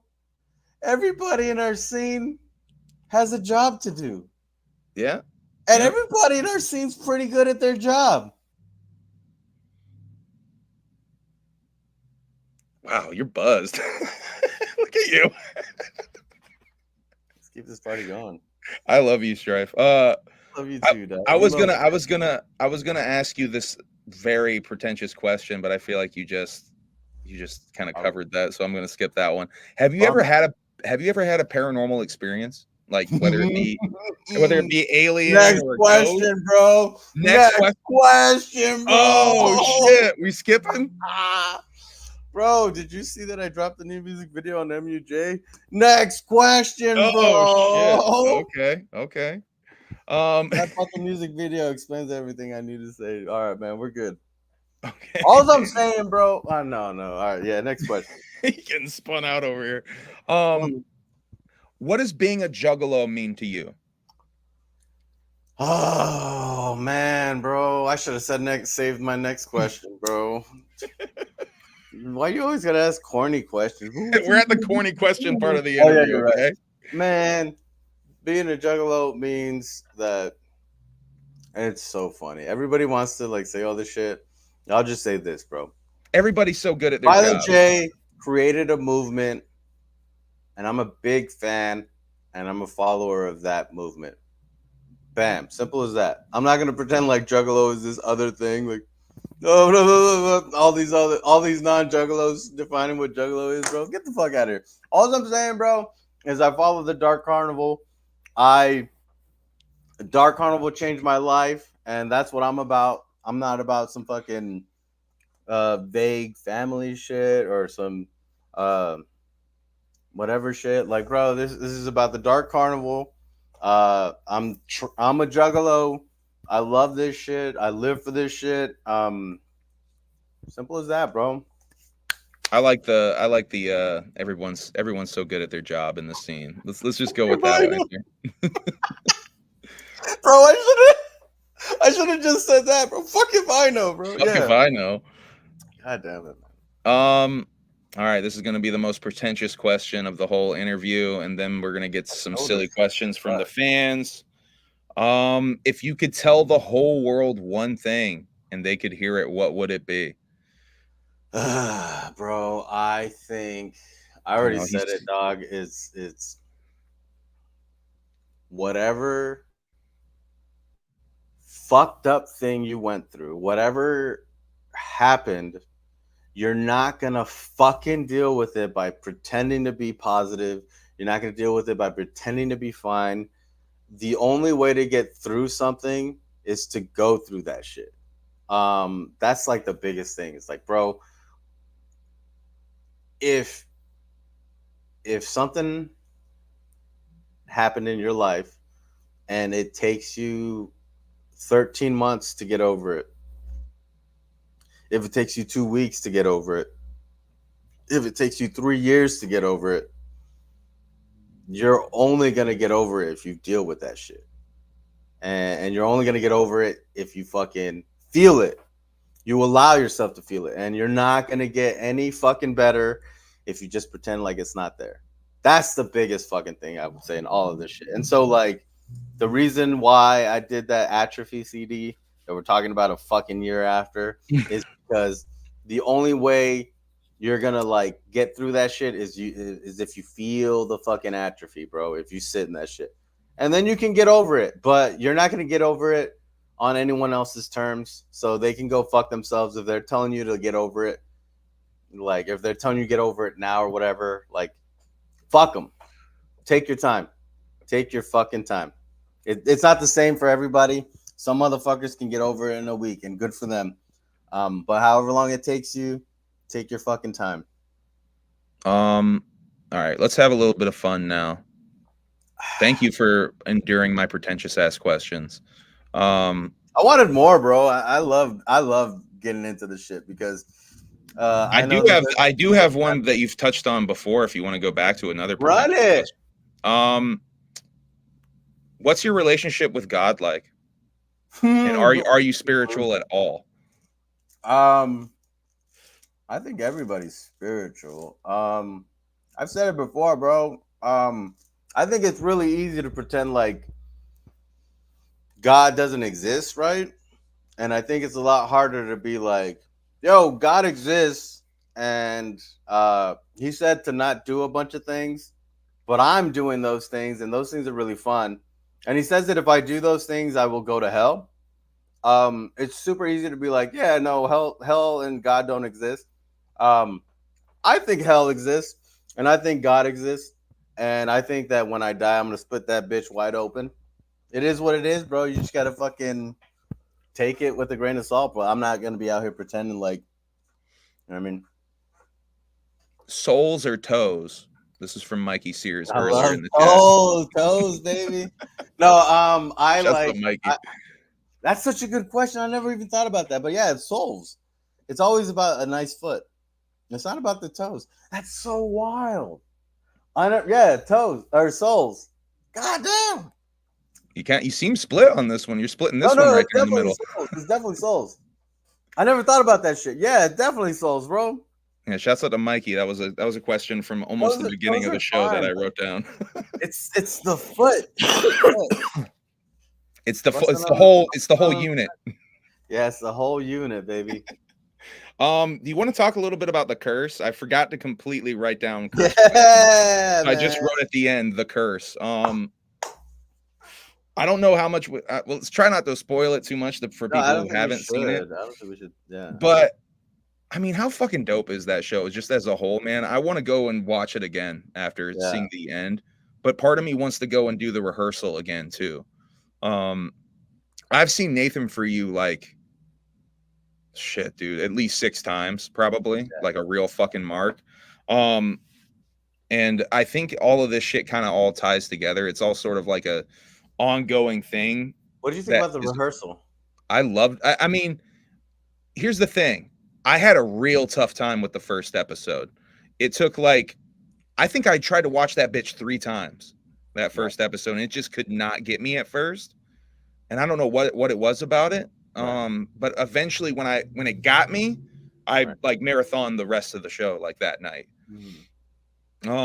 It's different. It's here's the thing with the rehearsal. I think there's a lot of real gray area with what's real and what's fake. I think there's stuff that's presented as reality that might have been in a piece of fiction. Right. And that's what I want to go back through and watch for now. I did think it was interesting because his relationship to the lady. Yeah. I feel bad. The little boy's mom, right? Or yeah, I think. Yeah, because I think it points to like racial issues, and I know it's like, oh yeah, Strife is talking about race, whatever. But like, I think, like he puts this woman through this ringer, and the reason why it's okay for him to put her through emotional, mental manipulation is because she's like, he paints her as a heel. If she's a heel, he can do bad things to her because she's a dumb religious person, right? You're talking about the lady who's in the house, the the lady in the house, right? And so he is an asshole to this person, but it's okay because we all know that she's a dumb religious person. And that shit was just like very interesting to me. Like, and that's one of the things I think is exaggerated. I think maybe the religious stuff might be exaggerated a bit. I think that might be part of the fiction. Yeah. And when you get to the end of the show and he just has this psychotic break, you realize, oh, this isn't a good person. This is like a psycho Norman Bates story. You know what I mean? Because he's like hugging this child in a delusion. You know what I mean? And you're like, oh, this is a horror story. This is like fucking. This guy is. What's the Nathan word? Terrorizing Bates. Like, poor lady. You know what I mean? Like, she wanted this thing. You know what I mean? Whether or not she is, she's not 100% sticking to her morals, that doesn't mean that she should be allowed to go through psychological torture, which is what it was. The little kid she wants to have a drug addict teenage son just disappear and then he's born again. Like, bro, that's fucking traumatic, bro. Of course she doesn't care about the second child because her first child was a drug addict because this guy was never around, right? Like, yeah, bro. Fuck Nathan, bro. But I mean, here's the thing. I still don't know what's real, what's fake about that thing. The thing that I think maybe fuck Nathan for is the way that little kid at the end who's confused about whether Nathan is his father and shit.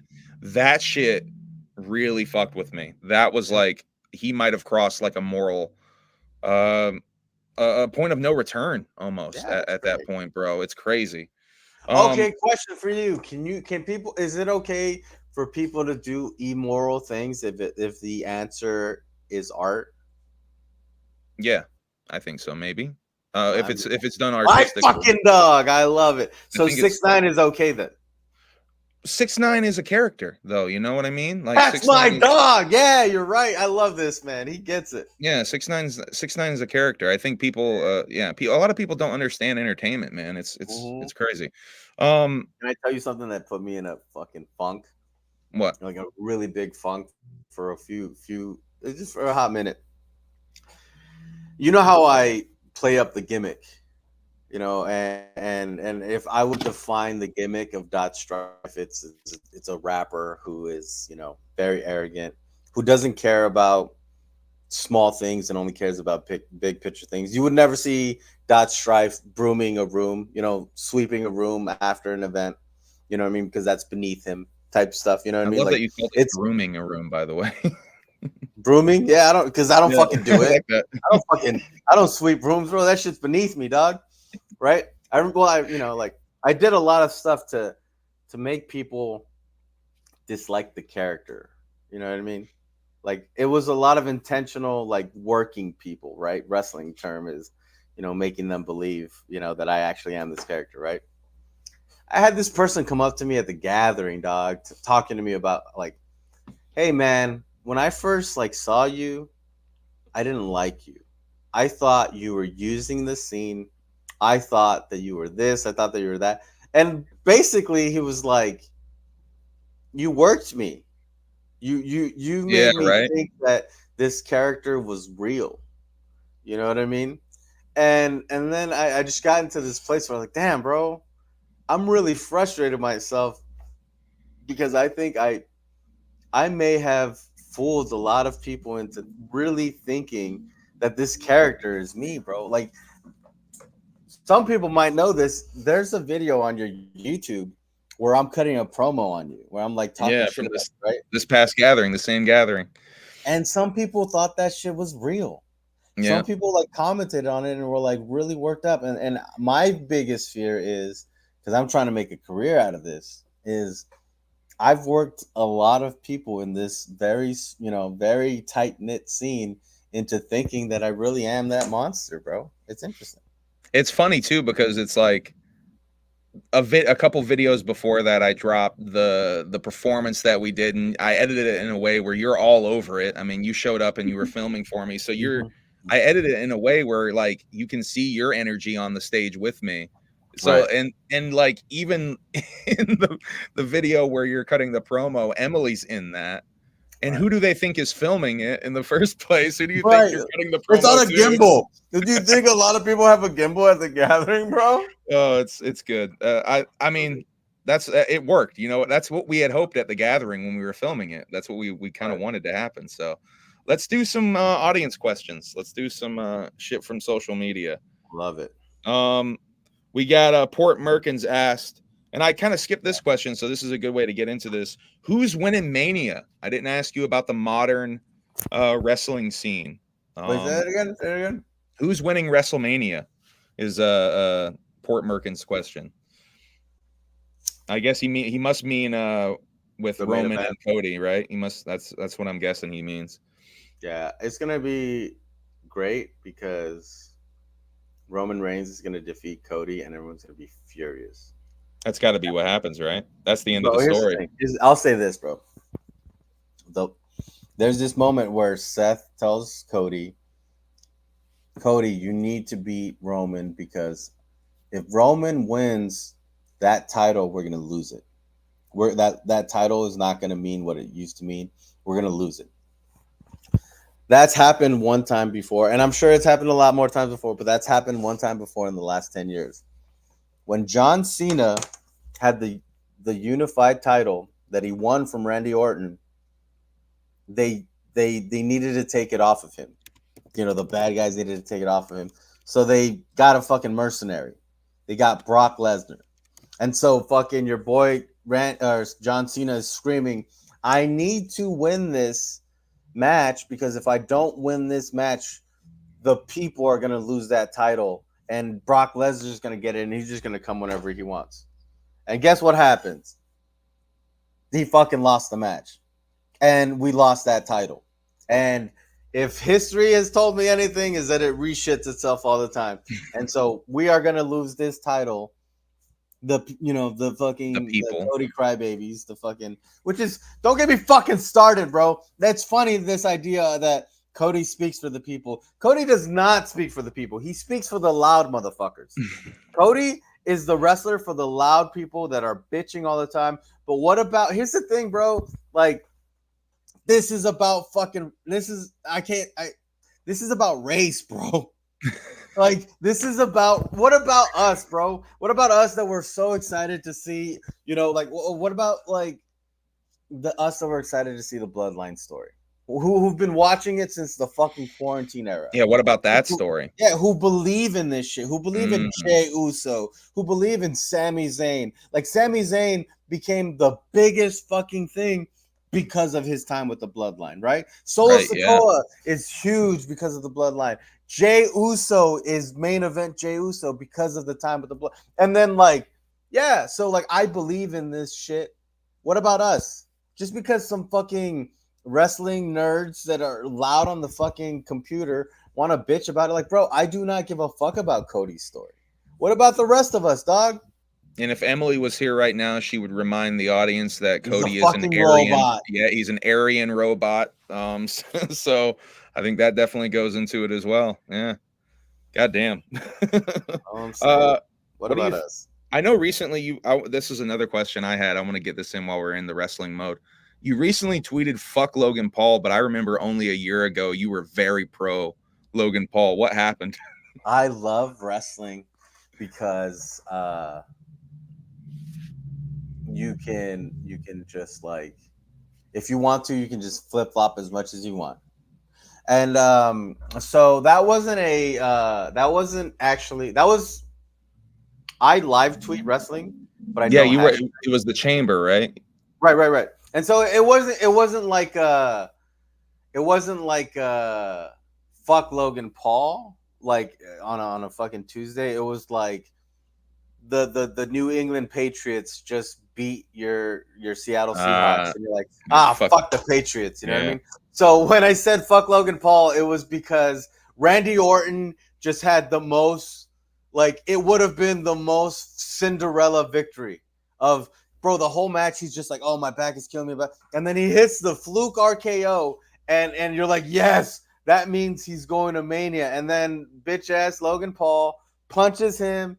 And then Randy Orton, like Logan Paul should have been out of the ring, but he fucking, stayed in the ring, punches, because he lost, knocks Randy Orton out. And so, like, I was just fucking furious because it was this Cinderella ending that I got taken. But I fucking love Logan Paul. It was an in the moment thing. Patriots. Yeah, it was an in the moment thing. Fuck the Patriots. Fuck Logan Paul. Here's some salamander questions. What is one of Strife's favorite jug memories? Favorite drug memories. Violent J's birthday. Getting to do Fago Armageddon at Violent J's birthday was a fun one. And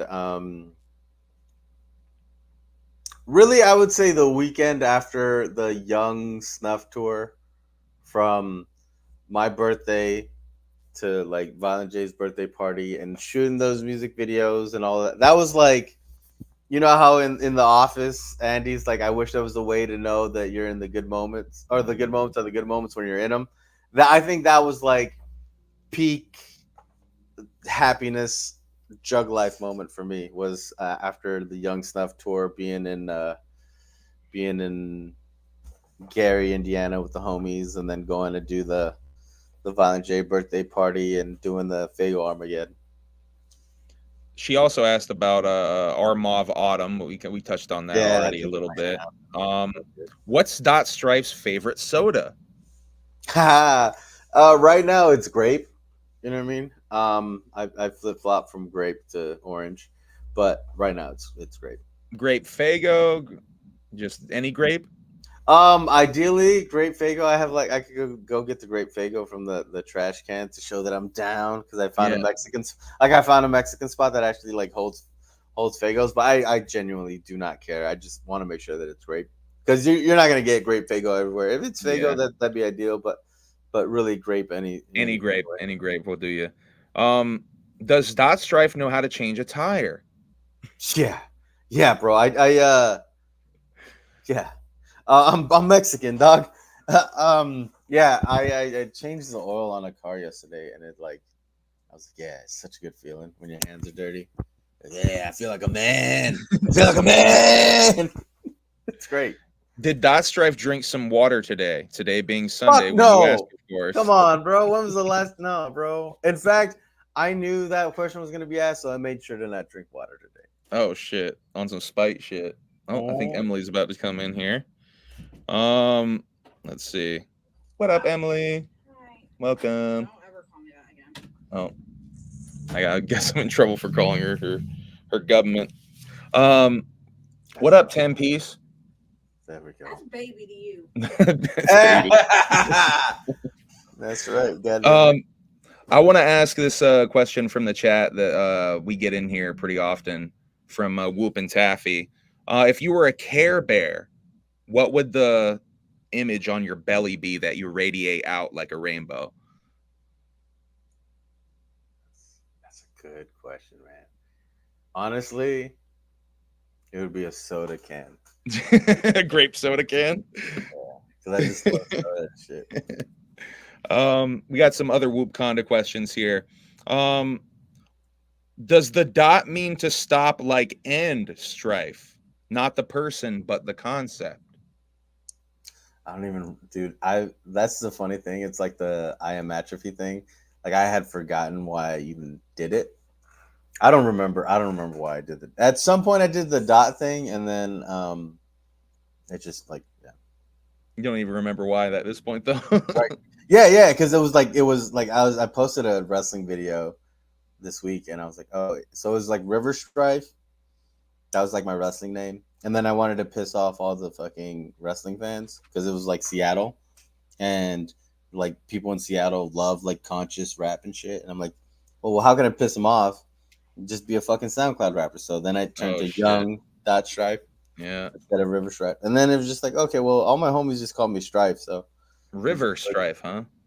That's what it was when I was wrestling and shit. Yeah. Interesting. Okay. Put that down for the notes to send to Kosuke. All right. Let's see. Who is the greatest? If only it was that easy, you bitch.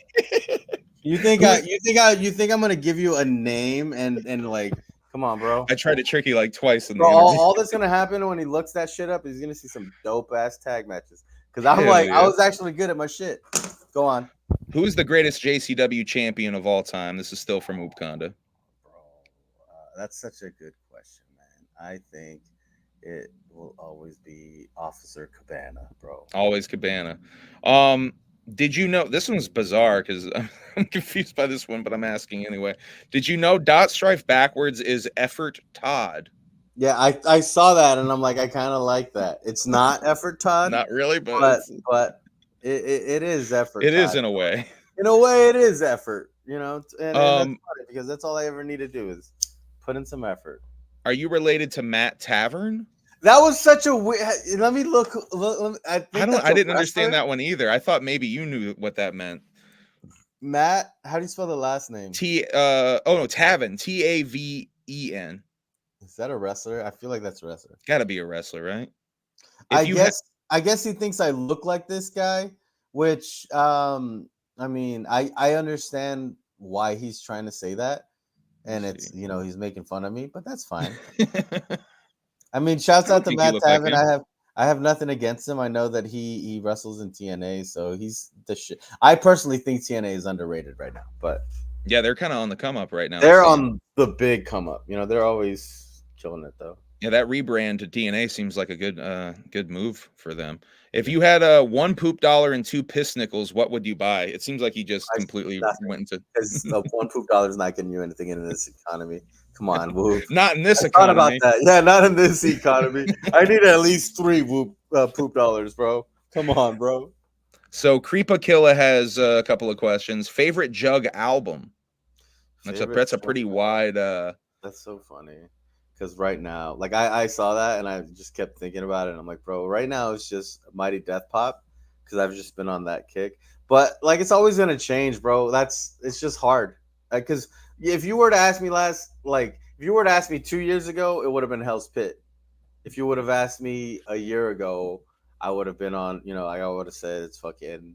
I think We Never Forgot needs to just always be in the top 5 conversation for me, but other than that, I don't know, man. It just changes all the time. Not in this economy. 5 biggest inspirations in music. 5 biggest inspirations. Damn, I hate answering this question because you're giving away sauce, bro. Yeah, you're literally giving away sauce. I would say if I were, let me just do five biggest inspirations for Atrophy because that's the last. Yeah, there you go. That's a good way to do it. You know what I mean, So the 5 biggest inspirations in no order were Under Oath and Dark Lotus's Tales from the Lotus Pod. Hell yeah. Um, in fact, I'll do albums. Tales from the Lotus Pod, They're Only Chasing Safety, The Week's End, Childish Gambino's Camp. Oh, interesting. And give me just a second. I know that there's one in there that's and then Skites, Airplanes, Everything Perfect on the Wrong Day. The couple of troll questions. How do I file my taxes and what's your credit card number? File your taxes with a local H&R Block dealer. You're going to want to meet somebody face to face, because when something happens, they'll be able to like actually think of a person that it's happening to, and they'll actually care.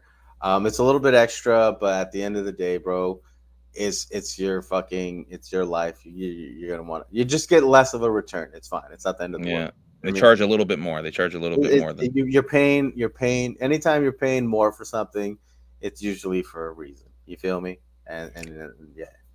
Who's been your biggest support in your music journey? That's the last one from Creepa Killer. I would say Frankie Goldie. Frankie Goldie. The first time I played a big show, he drove like 3.5 hours to come. Damn.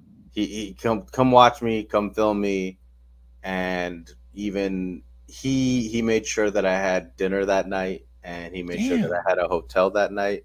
Not just that, bro, but like I was on my strife. I was on my young strife shit, so I didn't even let him do like if I was a good friend, I would have let him do, hype man shit. But no, I just had him film, and on some shit, like he was just always there for me. Like, bro, he was there, anytime that I took a big risk, he was always, there to like literally make sure that I was fine. You know what I mean? And so, yeah, I would say Frankie. Shouts out Frankie Goldie. What's your favorite season of The Simpsons? This is from Camp Hot Meat. Season 6. Season 6. Good choice. Good choice. That's a good era right there. That's like right before it starts to like not fall off, but get a little iffier with the quality. Hit or miss. I think the dip was probably around like season 11. I'm pretty liberal with my shit. First 10 seasons are still pretty strong shit. Like it definitely dips for a little while though. But I think it comes back like season 20, it gets strong as fuck again. Yeah. I think the dip in quality is not as bad as people say it is. Like you can still watch a Simpsons episode and be fine. You know what I mean? It's just like, okay, I'm either watching The Simpsons or I'm watching The Simpsons Family Guy era. Yeah, and it is what it is. All right, we got some more questions from Instagram, and then we're gonna be out. We're gonna be done. From Voice of Gru. Wait, that's not even a question. That's just a statement that Clerks cartoon is better than the Clerks or Clerks 2. Agreed. Yeah, that is pretty much true. Clerks cartoon is pretty good. What does he think of the future of rock and roll? From Big Sis Nasty. Oh, that's so good, bro. I think that Humble Among is the future of rock and roll. Whoa. Sis says the only acceptable answer is, I think Springsteen is fucking it up for everyone. What did he do? Did he say something about young people? Sis, what did it? I have to ask Sis about that. Bro, do you guys know that song? Bro, everybody look up the song "Fishing in the Dark." Springsteen? You and me going fishing in the dark, lying on our backs and counting the stars where the cool grass grows. God, that shit fucking slaps, bro. I think it's by the Nitty Gritty Band. This has nothing to do with anything. I just would love it if some motherfucker tweets or Instagrams "Fishing in the Dark" by Nitty Gritty Band and fucking tags me in it. And it's just like, what the clip. Yeah, bro, I don't give a rat's ass about you guys like sharing my fucking new song or my fucking album or whatever. Like, bro, listen to Fishing in the Dark, bro. And then think about your bitch and be like, man, imagine listening to this song with my bitch while like out by some water, bro. Where the cool grass grows. Bro, just or you know what, bro? Think about it like this, bro. Listen to that song and that feeling that you get in your heart. Think, man, when Dot Strife was listening to this, he was working on a wrestling ring, like fucking states away from the girl that he loved, chasing a dream, chasing a wrestling dream. That's what I want you guys to think about. Man, because I'm feeling the barefoot right now. I'm just a guy. I'm just a guy who keeps failing, and I'm a guy who keeps trying to love. And I love hard, and that's why I don't let myself love easily, because I don't want to get hurt again. You feel me? And so if I'm mean to you, it's because I'm just scared that I could fall in love with you. And if I fall in love with you, you're just gonna run away like everyone else does. So I can't get my heart broken. You feel me? So just listen to the Nitty Gritty Band, Fishing in the Dark, and be like, you know what, man, Strife isn't a bad guy. He's just misunderstood. Strife off the Blueberry Barefoot is an interesting. I think that is that's giving you a pretty mellow buzz, huh? You're pretty Yeah, bro. Oh my god, bro. Here's the thing about Dot Strife. Wine buzz is an interesting buzz at times. Is everyone's always like comes up to me, let's say for gathering examples. Hey, Strife, do you want some Coke? Hey, Strife, do you want some this or that? No, bro. I don't want something that's gonna get me up here. I want something that's gonna get me down here, bro. If you're asking yourself, what does Strife want? I will tell you what Strife wants. He either wants to be full or he wants to be slumped.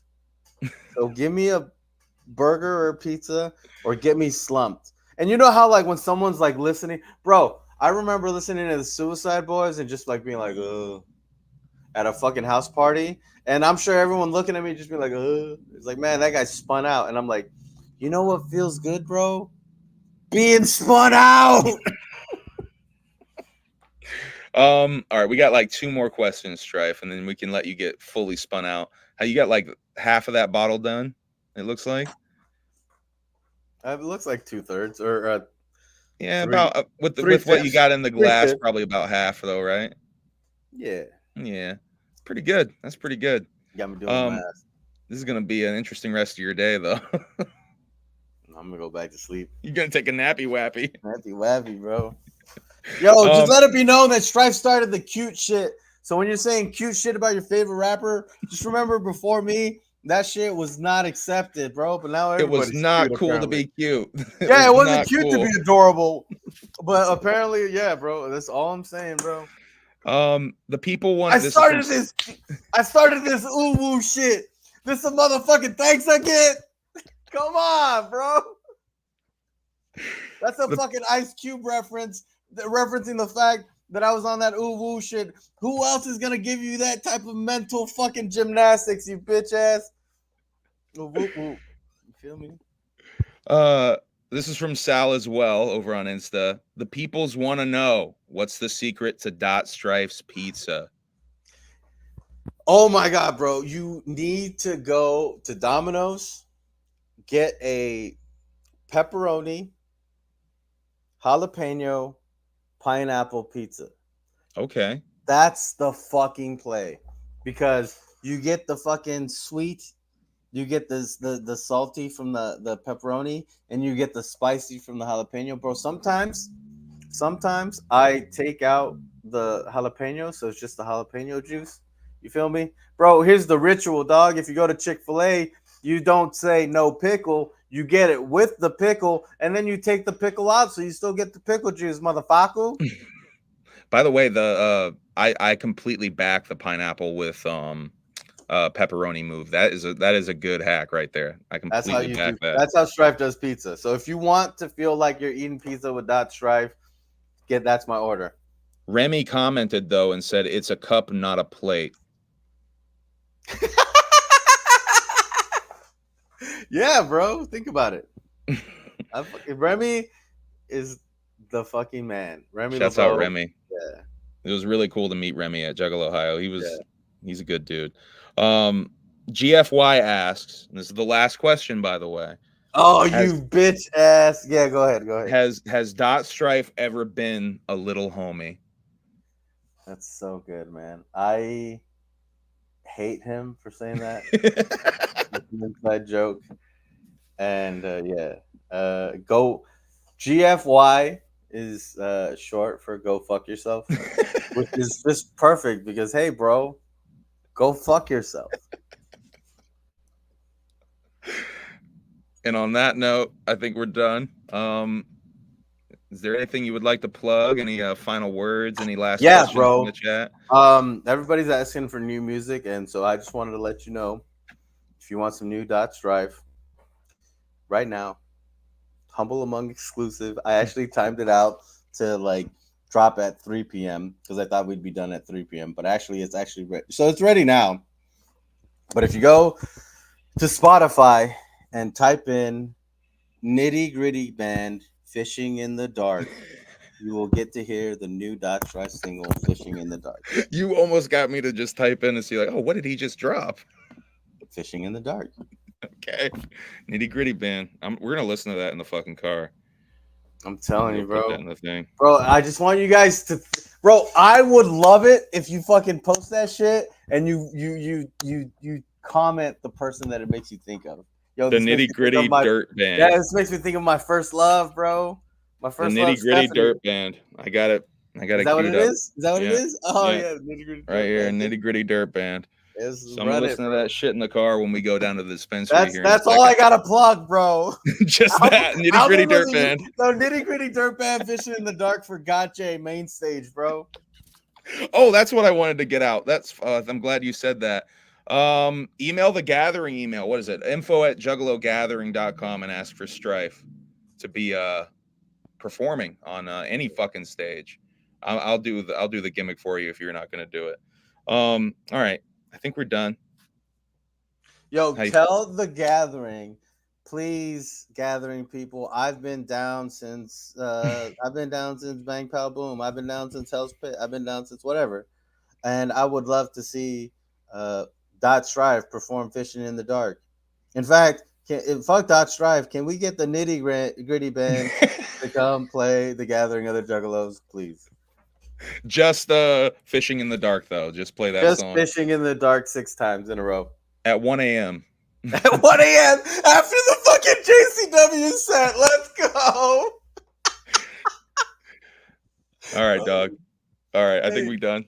I love you, Juggalos. You changed my life. Thank you. I love you, Strife. All the jokes aside, I do this for you, Juggalos. If I've ever hurt you, I'm sorry. But also, it's probably going to happen again. But I love you guys. Hell yeah. Whoop, whoop.